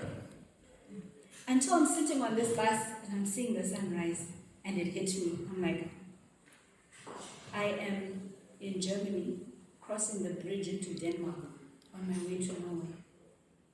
This is what I have always wanted. I've dreamed of this. In that moment, I was like, right, we're going to celebrate this. We're absolutely celebrating this situation. Because it is something I prayed for, is it not?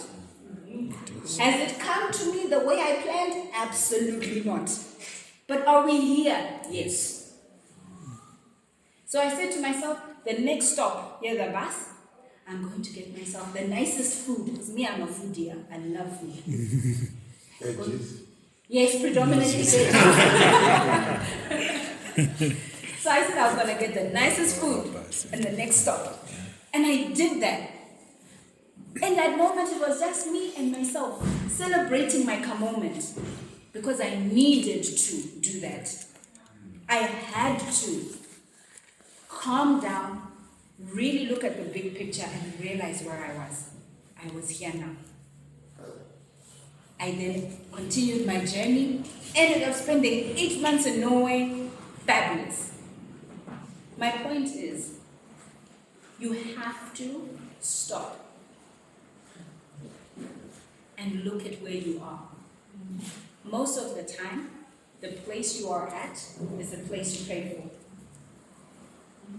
And it's important to acknowledge that for your mental health. It's important to acknowledge that for your emotional health. Because you know what that does? It brings resilience as you're chasing that dream. My dreams are huge, guys. If you really want, we can sit down and we can talk for the day. What I want, what I envision. But I know that I cannot do it if I'm not well. And well is holistic. So today we talked about mental health. We talked a little bit about emotional health. We talked about the sleep and the physical health. But there's a lot more. Your spiritual health is important.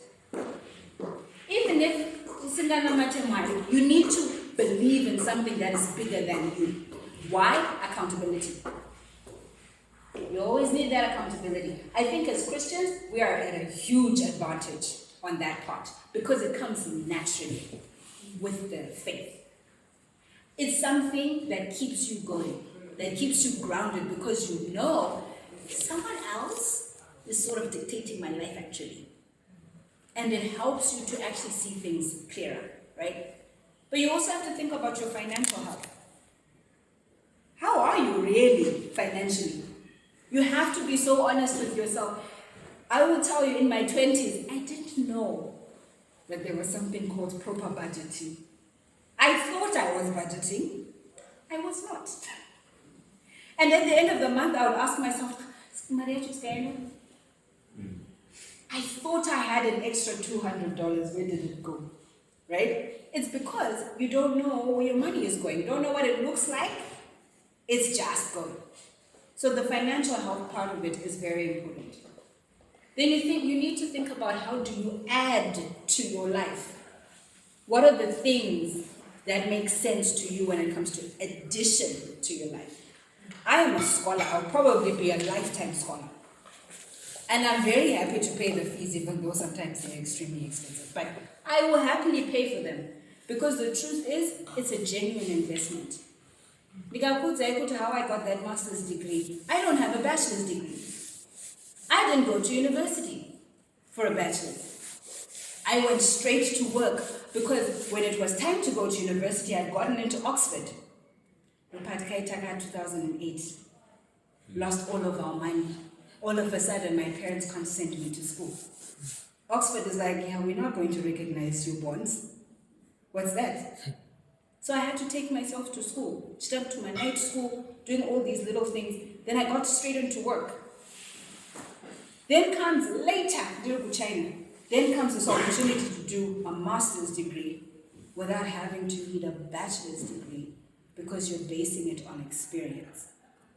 Jumped on it. Was it expensive? Very. But was it worth it? Absolutely, because it got me into Europe. It got me to set up some things in Europe.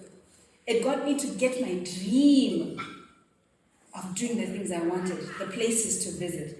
And it allowed me to consult with these companies. I wouldn't have been able to, I would have felt small because I wouldn't have known what management looks like. So my additions, why they're very important for your well-being in general, as you're going through this journey of chasing your dream. Super important. So, do we have any questions? Because Mukanga, I can talk. Thank you so much. You're welcome. I think I'm today, but then it also comes with serving, helping the less privileged, and that is so satisfying. So my name is Veronica. I'm the current president of the Rotary Club of Marondera. So you might be wondering, what is Rotary? Rotary is a global organization. It's an international organization. Our head office is in Chicago, USA. And then there's about 1.2 million members over the whole world. And then our district is Zimbabwe, Malawi, Northern Mozambique, and Zambia. That's our district that we are part of here.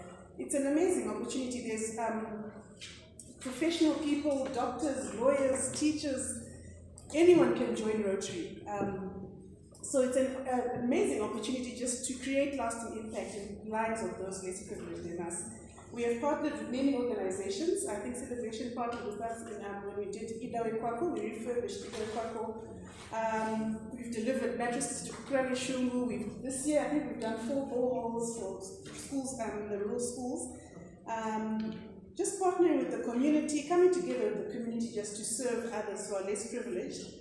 This morning, actually, we were at Rumbiey Primary School, installing a borehole there. So you can see we've got 8 to 5 jobs, Monday to Friday. Saturday morning, we're installing boreholes. Now we're here. Now we go off to do something else. It's just so, it makes life so fulfilling, to be honest.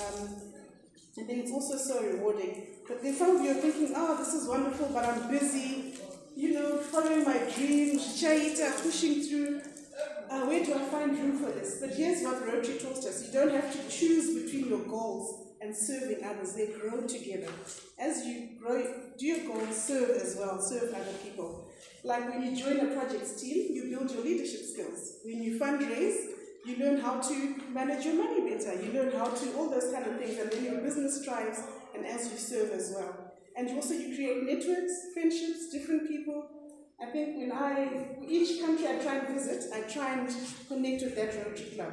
So I've met so many different people over the years, which is really exciting. So networks, and then in the end they partnered with us for other projects here in Zimbabwe, in Poland, America, so it's all very, very exciting. The Rotary's motto, you'll see from the little booklets, you've got a service above self. It doesn't say service instead of self. So say service is everything we do, guiding our ambitions rather than competing with them. So when you put service first, your personal goals don't disappear. It just creates a direction and meaning.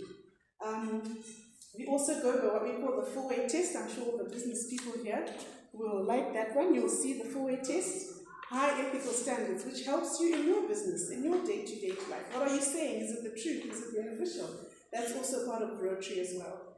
And also in the smile you see on people's faces, like today at the water installation. You know, people used to go next door, like maybe walk 3-4 k's to fetch water. This is a school. Didn't have water. Some kids had to bring 5 liters of chigugu of water every day. It's a desperate situation, but you know, something we take for granted. Others are one. So, you know, it's just so fulfilling. So, I really encourage you to join Rotary.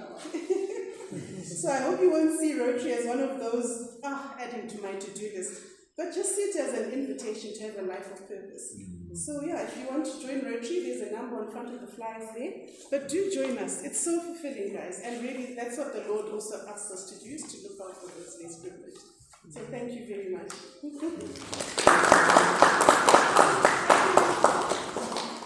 Thank you very much. Let's serve. After everything has been said and done, let's learn to serve. May we just all stand in closing. As Rumbiey was speaking,